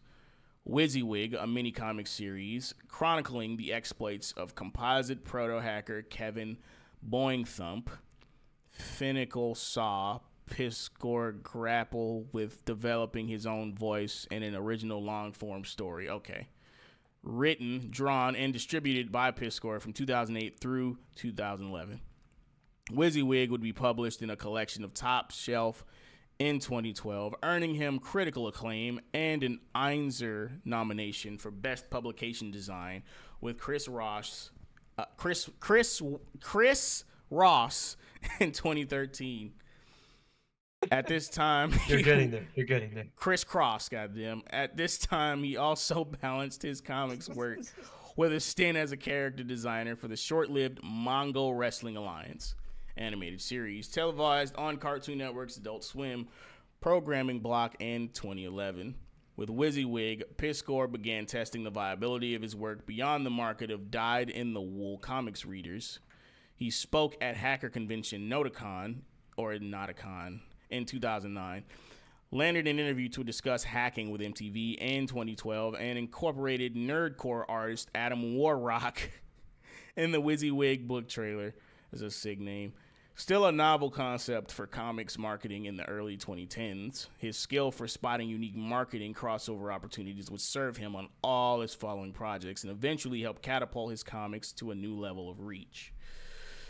This is a splash page from WYSIWYG. All right. As Piscor's work found its footing in the world of physical publishing, he also recognized the potential of sharing comics online, especially comics with nostalgia-based content aimed at the culturally dominant millennial generation.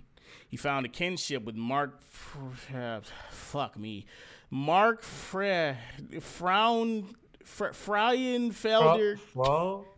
I don't know, man. Frauenfelder? Mark Frauenfelder, I'm doing the best I can, co-founder of Boing Boing, a site once coined the most popular. DM me the blog in name, world. Soups. DM me the spelling of the name. Having been impressed by WYSIWYG, Frauenfelder was delighted to reach a pitch for a weekly strip from Piscore. It was clear to us that he had done his research for WYSIWYG to create something that rang true, unlike every other pop culture portrayal of hacker culture at that time. Yeah, I think it's pronounced Frauenfelder. Maybe Frauenfelder. I'm gonna do the best I can, man. But I was about to make a remark on hacker culture as it's represented in media. Yeah, a lot of hacker culture in media is basically magic, bro. So if he's putting like real depictions of hacker use cases in the profession in his media, that's actually pretty cool. That's something that I actually promote on my channel whenever I can get a professional to interview. It'd be cool to interview a hacker. It'd be dope. Be nice. But I digress. Cool to interview a hacker? Yeah, it would be. It'd be dope. Yeah, so I can ask them questions about their profession as it pertains to media. But anyway, Frauenfelder recalls Boing Boing began publishing Piscore's new Brain Rot weekly comic on the site in 2011. Brain Rot covered a range of Piscore's personal interests, including professional wrestling, Nintendo video games, and EC comics, which gave him reason to test different narrative voices. The new, more freeform series also saw Piscore explore a style switch, which, ironically, didn't present like a webcomic. The strips were designed to replicate comic book offset printing, including an abundant use of halftone, texture, and digitally aged paper backgrounds. Publishing online also meant unlimited freedom to experiment with color, a new frontier for a cartoonist whose work had been printed in black and white until that point. I was impressed by Ed's dedication, says Frauenfelder. He consistently produced a plotted, scripted, penciled, inked, colored, and hand-lettered comic on a wide range of topics every 7 days without ever missing a deadline. That is fucking... He was a machine. My God. That is... Wow. He was a machine, dog. And he was doing that himself? Man, that's crazy, dog. That is insane, bro. Holy fuck. We're gonna get into that. Dedication. We're gonna get into that after this. That's fucking crazy, bro. Piscore's working relationship with Boing Boing also saw him participate in other collaborative media projects through the site, created by Jim Rugg and Jason Lex. The podcast "Tell Me Something I Don't Know," not to be confused with a podcast of the same name by Freakonomics co-author Stephen J. Dubner. I'm reading too fast. Brought Piscore on as producer in its second season. Tom Scioli would also appear as a guest in several episodes. TMSIDK typically featured interviews and cartoonists or comics adjacent guests, and was arguably the test drive for what would later become cartoonists kayfabe. This is a Spider-Man and Daredevil collabing in a hip-hop comic, but that's dope. Yellow Kid, hang on. Detail from the Brain Rot episode. Similarities between hip-hop and comic books. That is crazy. Beatboxing. I like how it was called Brain Rot. I would have loved this fucking comic book, bro. It would have been dope. Anyway. Shortly after launching Brain Rot, Piscore's focus shifted away from experimental subject matter and further into his interest in hip-hop. In the strip, I would have loved this guy. Similarities between hip-hop and comic books. Piscore drew comparisons between what he viewed as two undervalued pieces of American culture that centered self-promotion as an art on T. I like this guy the more I read this shit, bro. Holy fuck, we were robbed. Fuck whoever did this to him, bro. Similarities between hip-hop and comic books. That's more bro. than one person. That's like 50% of my interests right there. At least like 35%, like hip hop and comic books, bro. He's speaking to me right now. Piscor drew comparisons between what he viewed as two undervalued pieces of American culture that centered self-promotion as art unto itself. Within a few months, the recurring brain rot strips became solely about hip-hop history and were given a new title, Hip Hop Family Tree. Serialized on Boing Boing through 2015, Hip Hop Family Tree would become Piscor's career highlight. This sucks, bro. I kind of wanted to. It would have been dope to see. He understood art. Dude, you know what would have been crazy? And the only reason why I can talk about this is because it's hip hop related, bro. Could you imagine a comic book detailing the Kendrick Drake beef, bro? Are you fucking serious? We were robbed. We were fucking robbed. The J. Cole apology in a comic strip, bro. We were fucking robbed, dude. Fuck. Oh, that would have been hilarious. Oh my god, bro. Spanning 360 total pages, the comic recounts the trajectory of hip-hop from outsider culture in 1970s New York through the beginnings of a rap's commercial radio viability in the mid-1980s. Even with his lifelong interest in the subject, the project was still a massive undertaking of labor and research for him. I am a fan for sure, but I'm handling this in a journalistic fashion as much as possible, Piscor told LAist in 2015.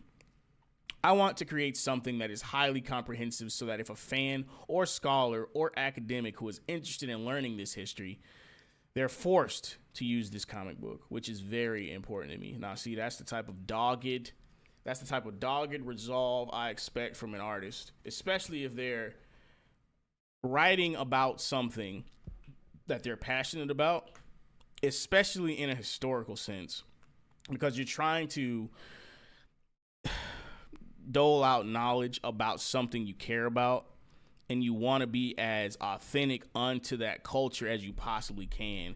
And he tried to do that so I don't want to say hard. He tried to do that so much that he wanted to turn this comic book, which is revered as something for kids, into a legitimate historical resource, bro. That's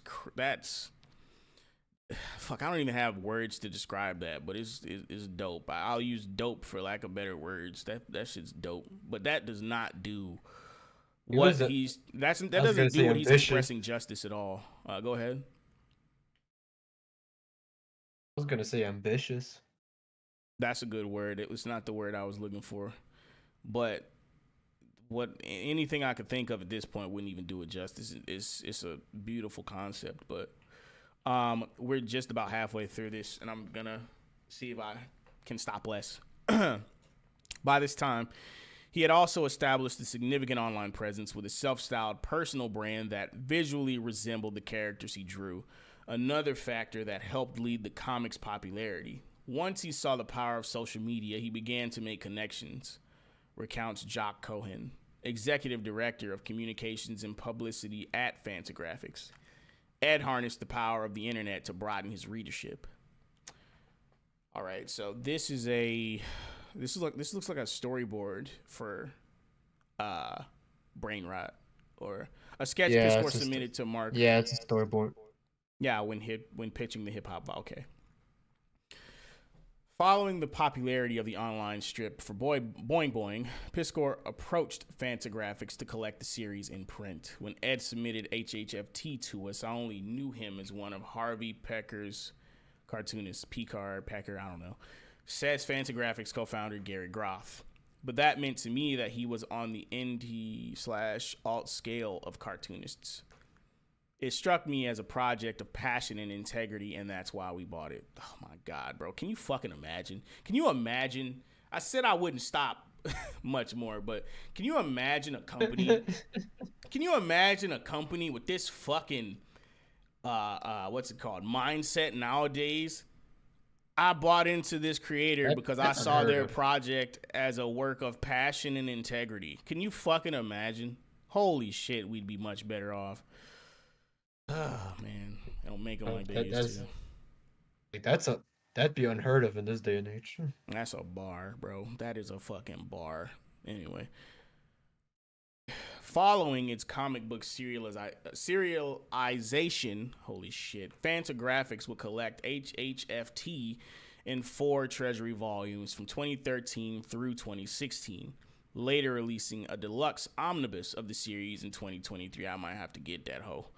The praise for its depth of research and global interest in its subject matter found Fantagraphics in a perpetual state of reprinting. Fuck, I'm stopping again. Yo, this is, if I fucking buy this omnibus and I learn things about hip hop I never knew, this is gonna be another lightning in the bottle moment, because this is like the same kind of roadmap that led me to fighting games, bro. Like Marvel Comics and Capcom collaborating on a project, bro. That's what further catapulted me into not only Udon Comics, which is a manga featuring Street Fighter characters, but Marvel Comics, which, yeah, that shit's crazy to me, how comic books seem to always find a place in my interests. It's fucking how. Like, I don't get it. This is personal, and it has nothing to do with you or the audience. But I'm just fucking, how? How the fuck does this happen? Like, whatever. Anyway. I was gonna say, I mean, it's like something I discovered a while back when I wanted to like figure out what I wanted to do. Was writing, and I realized that everything I like from like movies, comics, novels, games, is like all centers, like it all ties back to someone writing something. So that's like I think this. Not too surprised by this. I mean, comics has a way of fitting in blowing anywhere my it can fucking go. mind, bro. This shit is going full circle. I would have never It thought. It takes. Go ahead. Yeah. It all comes full circle back to someone just writing something. In this case, writing and drawing. Comic. Fucking crazy, dude. Like, man. Where the fuck was I? The praise for its depth of research and global interest in its subject matter found Fantagraphics in a perpetual state of reprinting. I perhaps naively had no idea it would become the sales blockbuster it became, Groth admits. While the series found acclaim across the critical landscape, it also raised questions about some of its content, given its author's identity, particularly around its use of phonetic vernacular, representations of black artists that could be perceived as caricature, and general misgivings about whether or not the project was appropriative. Though none of its detractors seemed to significantly blemish the book's success, these open-ended questions contributed to a low decibel grumbling on social media that would follow Piskor through his subsequent projects. It was detailing a bunch of perpetually offended fuckwits getting mad over nothing. That's all it was. This is a conversation I don't want to get into right now. Somebody tries to celebrate your culture and you still keep trying to find reasons to be fucking mad. Like, whatever. Anyway, after firmly establishing himself as a supernova entity in indie comics with HHFT, Piskor next set his sights on the Big Two in 2017. I won an Eisner Award for Hip Hop Family Tree. I was kind of chasing a feeling of satisfaction or happiness, and when I got that Eisner Award, I simply did not feel that. Piskor confessed to NPR in 2018. Even walking up to the stage to pick it up, I'm like, oh man, it didn't do it for me. Let me do something else. At age 35, Piskor would return to one of his childhood obsessions, the X-Men, finding himself with a real chance to work on the franchise as an established artist. His enthusiasm for his next endeavor was, as always, infectious. He was over the top about his next big idea, the grand design. Friend and cartoonist Carol Tyler remembers, I thought, following up Hip Hop Family Tree with this, wow, this guy's on fire. X-Men Grand Design was a dream project for Piskor, and one he was able to do on his own terms as a comics auteur. My bad. A peak he reached in spite of the idea that anonymous grunt work was the only realistic option back in his days at Kubert School. I get to control every aspect of the page, Piskor continued to NPR. A single person making a thing is completely different from a team of people. The collaborative teams who create superhero comics have to figure out a way to work harmoniously. Since I'm the only one putting pencil to paper, my harmonious creative team is sitting here right inside my brain at this very moment. Splash page from the X-Men project in question, I believe. Yep, X-Men Grand Design #1. Piscor wrote, drew, inked, colored, and lettered each of the 6 40-page issues that made up the 2017 to 2019 series. An unusual amount of control for Marvel to relinquish to any creative. The success of the project cleared the way for future Grand Design runs, which Pittsburgh cohorts Jim Rugg and Tom Scioli would join in on with their compendia of Hulk and Fantastic Four, respectively. At the same time, Piscor and Rugg were launching their latest broadcast venture, Cartoonist Kayfabe, on YouTube. Ed had this idea to do a YouTube show about comics, and we would start with Wizard magazine commentaries, and we would kind of expand out from there. Rugg explains to Comics Journal in 2020. I was on board. The channel's content grew to include looks at favorite comics, live streams, behind-the-scenes creative processes, promotional content, and interviews with comics professionals. Their branding borrowed terms from the world of professional wrestling, of which both were fans. The term kayfabe itself refers to the illusion of reality in scripted wrestling storylines. Interviews with industry pros became shoot interviews. Their weekly check-in blogs were kayfabe weekly shoots. Loose talk about fellow cartoonists was cutting a promo, The mainstream comics worker bees were jobbers, etc. The channel provided up-close and personal discussions with beloved creators, which viewers, many of whom were aspiring cartoonists, found to give invaluable insights into the industry. Cartoonist Kayfabe amassed over 1,800 videos with 91,000 subscribers over 5 years, paving new ground for comic/artist commentators and dealing Rugg and Piscor a newfound influence in the comics world.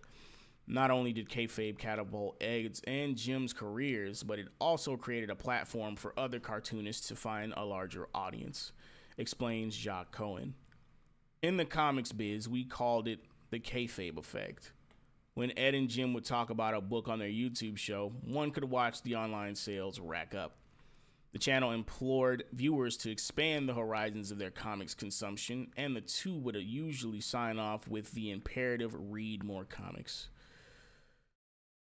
Splash page, interior page from Red Room #1.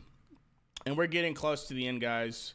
Appreciate you guys sitting with us through the entire article. I know it could be kind of taxing, but given the context and circumstances of this particular topic, I deemed it more than appropriate, especially the more I read this article, getting to know Ed Piscor a bit more.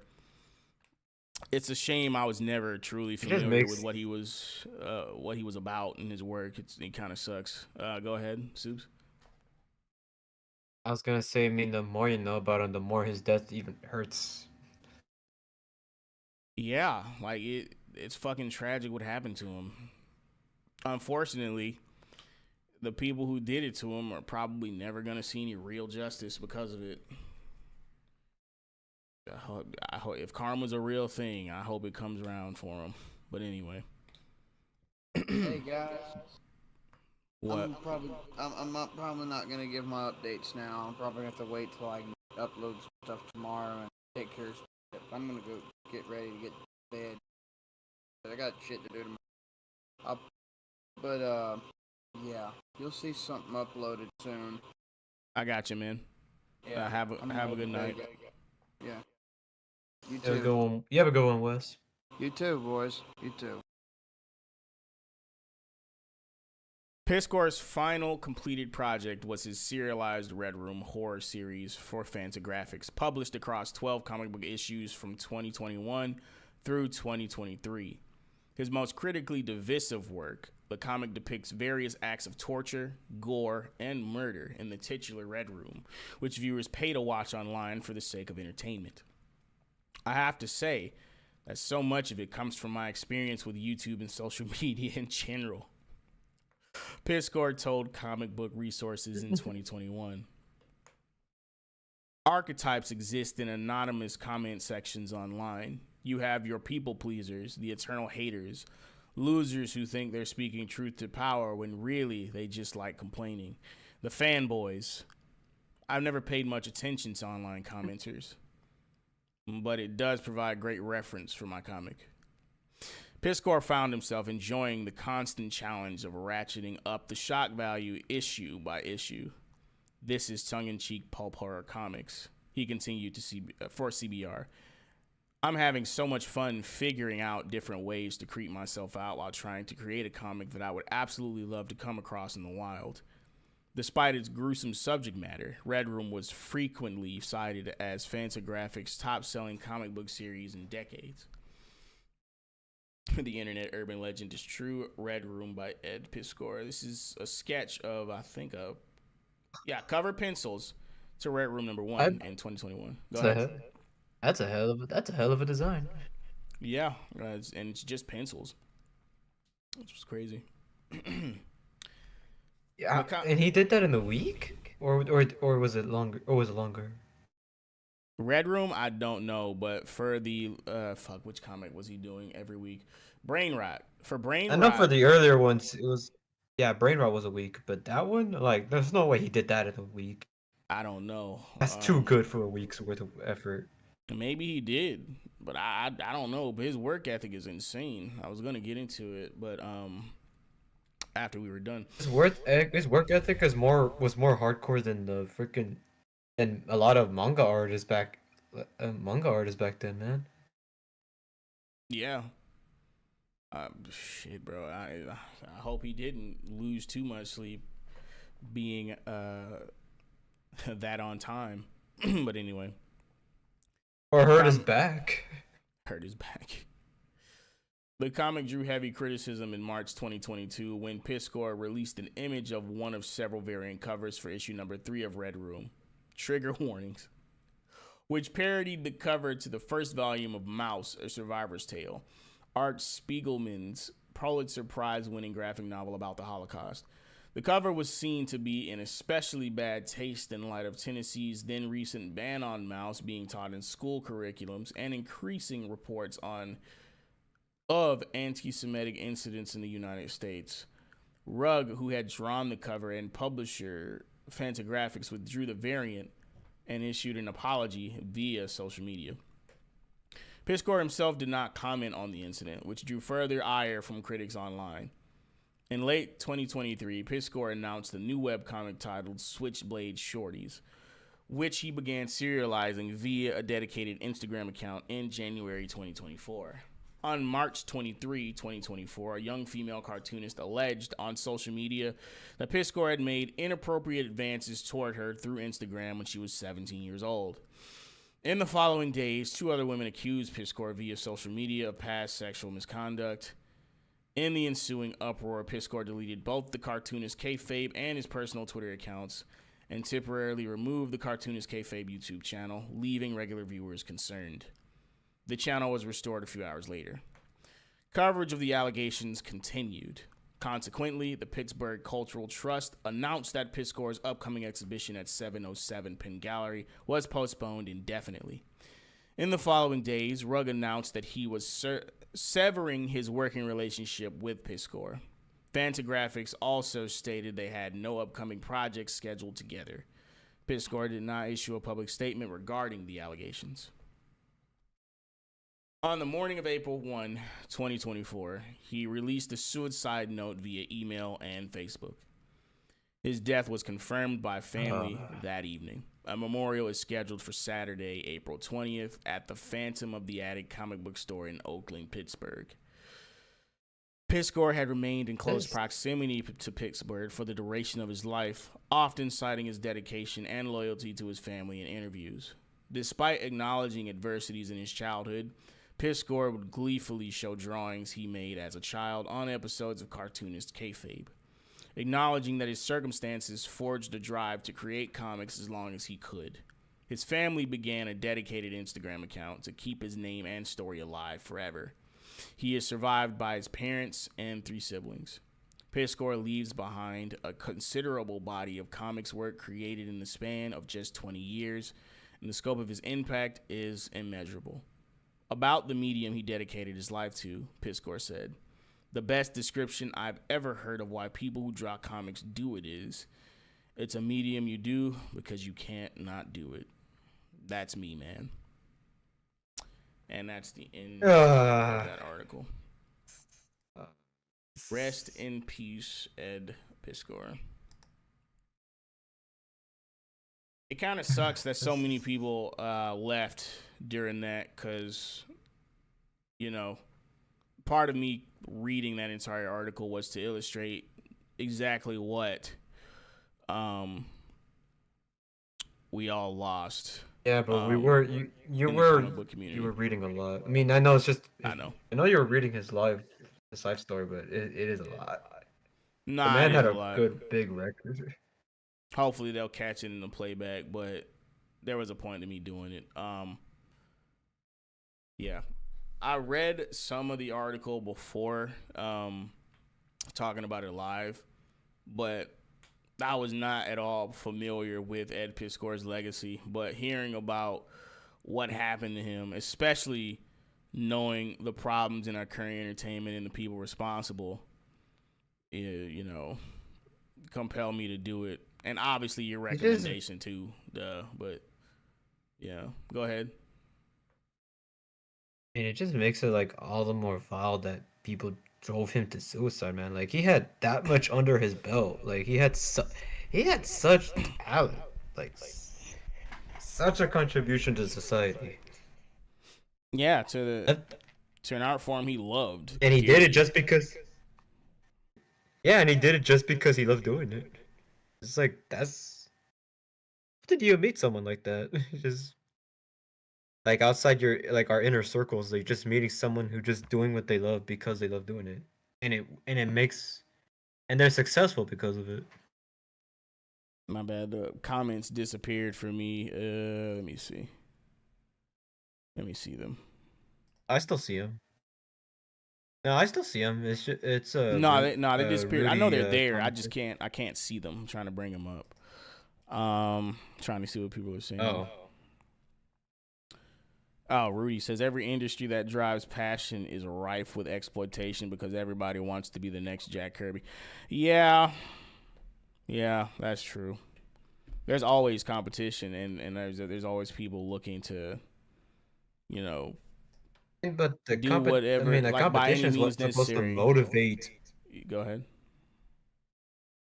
I was gonna say, I mean, I thought the whole point of competition was that it would be is to motivate you to do better, you know. I mean, some people play by Highlander rules. Better to like, market. There can be only one. Like, I mean, yeah. But there's a difference between doing that by showing you're the best and just actively trying to suppress people who are just as talented, if not more talented than you, you know? Just kind of sad to see. Either way, I recommend everyone watch the rest of your boy Zach's video because it documents the build up of his eventual passing and exactly what they did to him in greater detail than the gist of being, you know, bombarded with allegations until he finally went over the edge, you know. But yeah, at least there will be creators that are still alive that share his same ambition. If anything, we can at least do that, you know. But yeah, that's all three of our topics for the evening. I wanted that 4, no? 4 of them? No. Like, four. Oh yeah, technically I guess. Wait. 3.5, 3.25 topics because we did bring back up Helldivers 2 for the evening. But I said 3.5. 3.25. It wasn't that long. But 3.25. I mean, bro, like it wasn't. We didn't talk about it that long, and we had already covered the bulk of that topic last episode. But the reason why I wanted Ed Piskor's segment to be the last one was because we get all the jokes and shit out of the way first, and then we focus on something serious. I mean, because it just wouldn't feel right to do the and it was the longest. Yeah, it wouldn't feel and right. It would be the longest segment. No, it definitely was. We're at 2 hours 24 minutes. It wouldn't feel right to just be on that serious topic in the beginning and then go into jokes. I feel like that would have been too jarring. Maybe I'm wrong, but I feel like it would have been too jarring. But either way, Nah, you'd be right. yeah, I'm gonna give brief updates before we wrap it up here. But before I start talking, did you have anything at all? Not really. I mean, I was just for the most part following along with you, and I've already kind of stated like how sad this is. I just can't think of much else to say. I mean, it's just a loss. Cool. Okay. Damn shame that people still. Damn shame that those people are not enabled, but like they get to just move on to the next target, and we gotta start. I have to find a way to change this or beat back this notion that you can just say this shit about another person. Got be damned the consequences, you know. I mean, it's all social. I mean, that's another conversation whether or not you should be jailed or fined or any of that, because it's very hard to say. Like, it is tragic that you can drive a person to suicide by trying to ruin their life, but who exactly do we arrest? Like, these are people on Twitter, you know.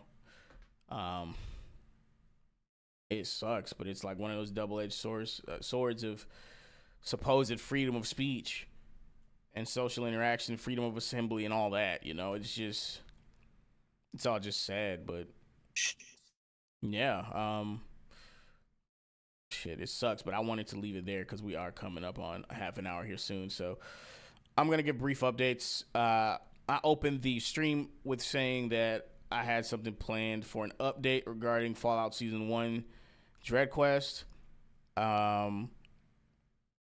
Expect that soon. Rudy says you're shadow banned? Nah, Rudy. I see what you're saying. I probably am. Oh, that sucks. No, I can still search myself on YouTube, but nah, I see what he means. Either way, be on the lookout for the update regarding the Dread Quest episodes of Fallout Season 1. And what's going to happen after I drop that video, I'm going to be announcing after it's completed. But that's pretty much all I have besides what was already said in this video. The lecture. The lecture is really close to being finished. Bear with me. It'll be up on the channel soon, probably this weekend. I'm shooting for Sunday on that. I'm not showing up as a live feed. Wow, that sucks. Anyway, I think that's all I got, pretty much. The lecture, I still have to do the review of Odin's Fear Lethrus here. That'll be right after I post the lecture, because that's nowhere near finished. I haven't even started it yet. But Can you anyway. subscribe? Wait, yeah, I'm not showing up as a live. live? He's subscribed, but it's not showing up as a live feed. But anyway, message me later. There's some fuckery going on there. Yeah, message me later about that, Rudy. I'm about to wrap up the stream here. But anyway, this has been the Monkey's Paw, episode 18. And that's all we got for you. This is your gracious host, Kaine Walker, signing off. This is Soups. And we will see you all again next time. Peace. Peace, guys.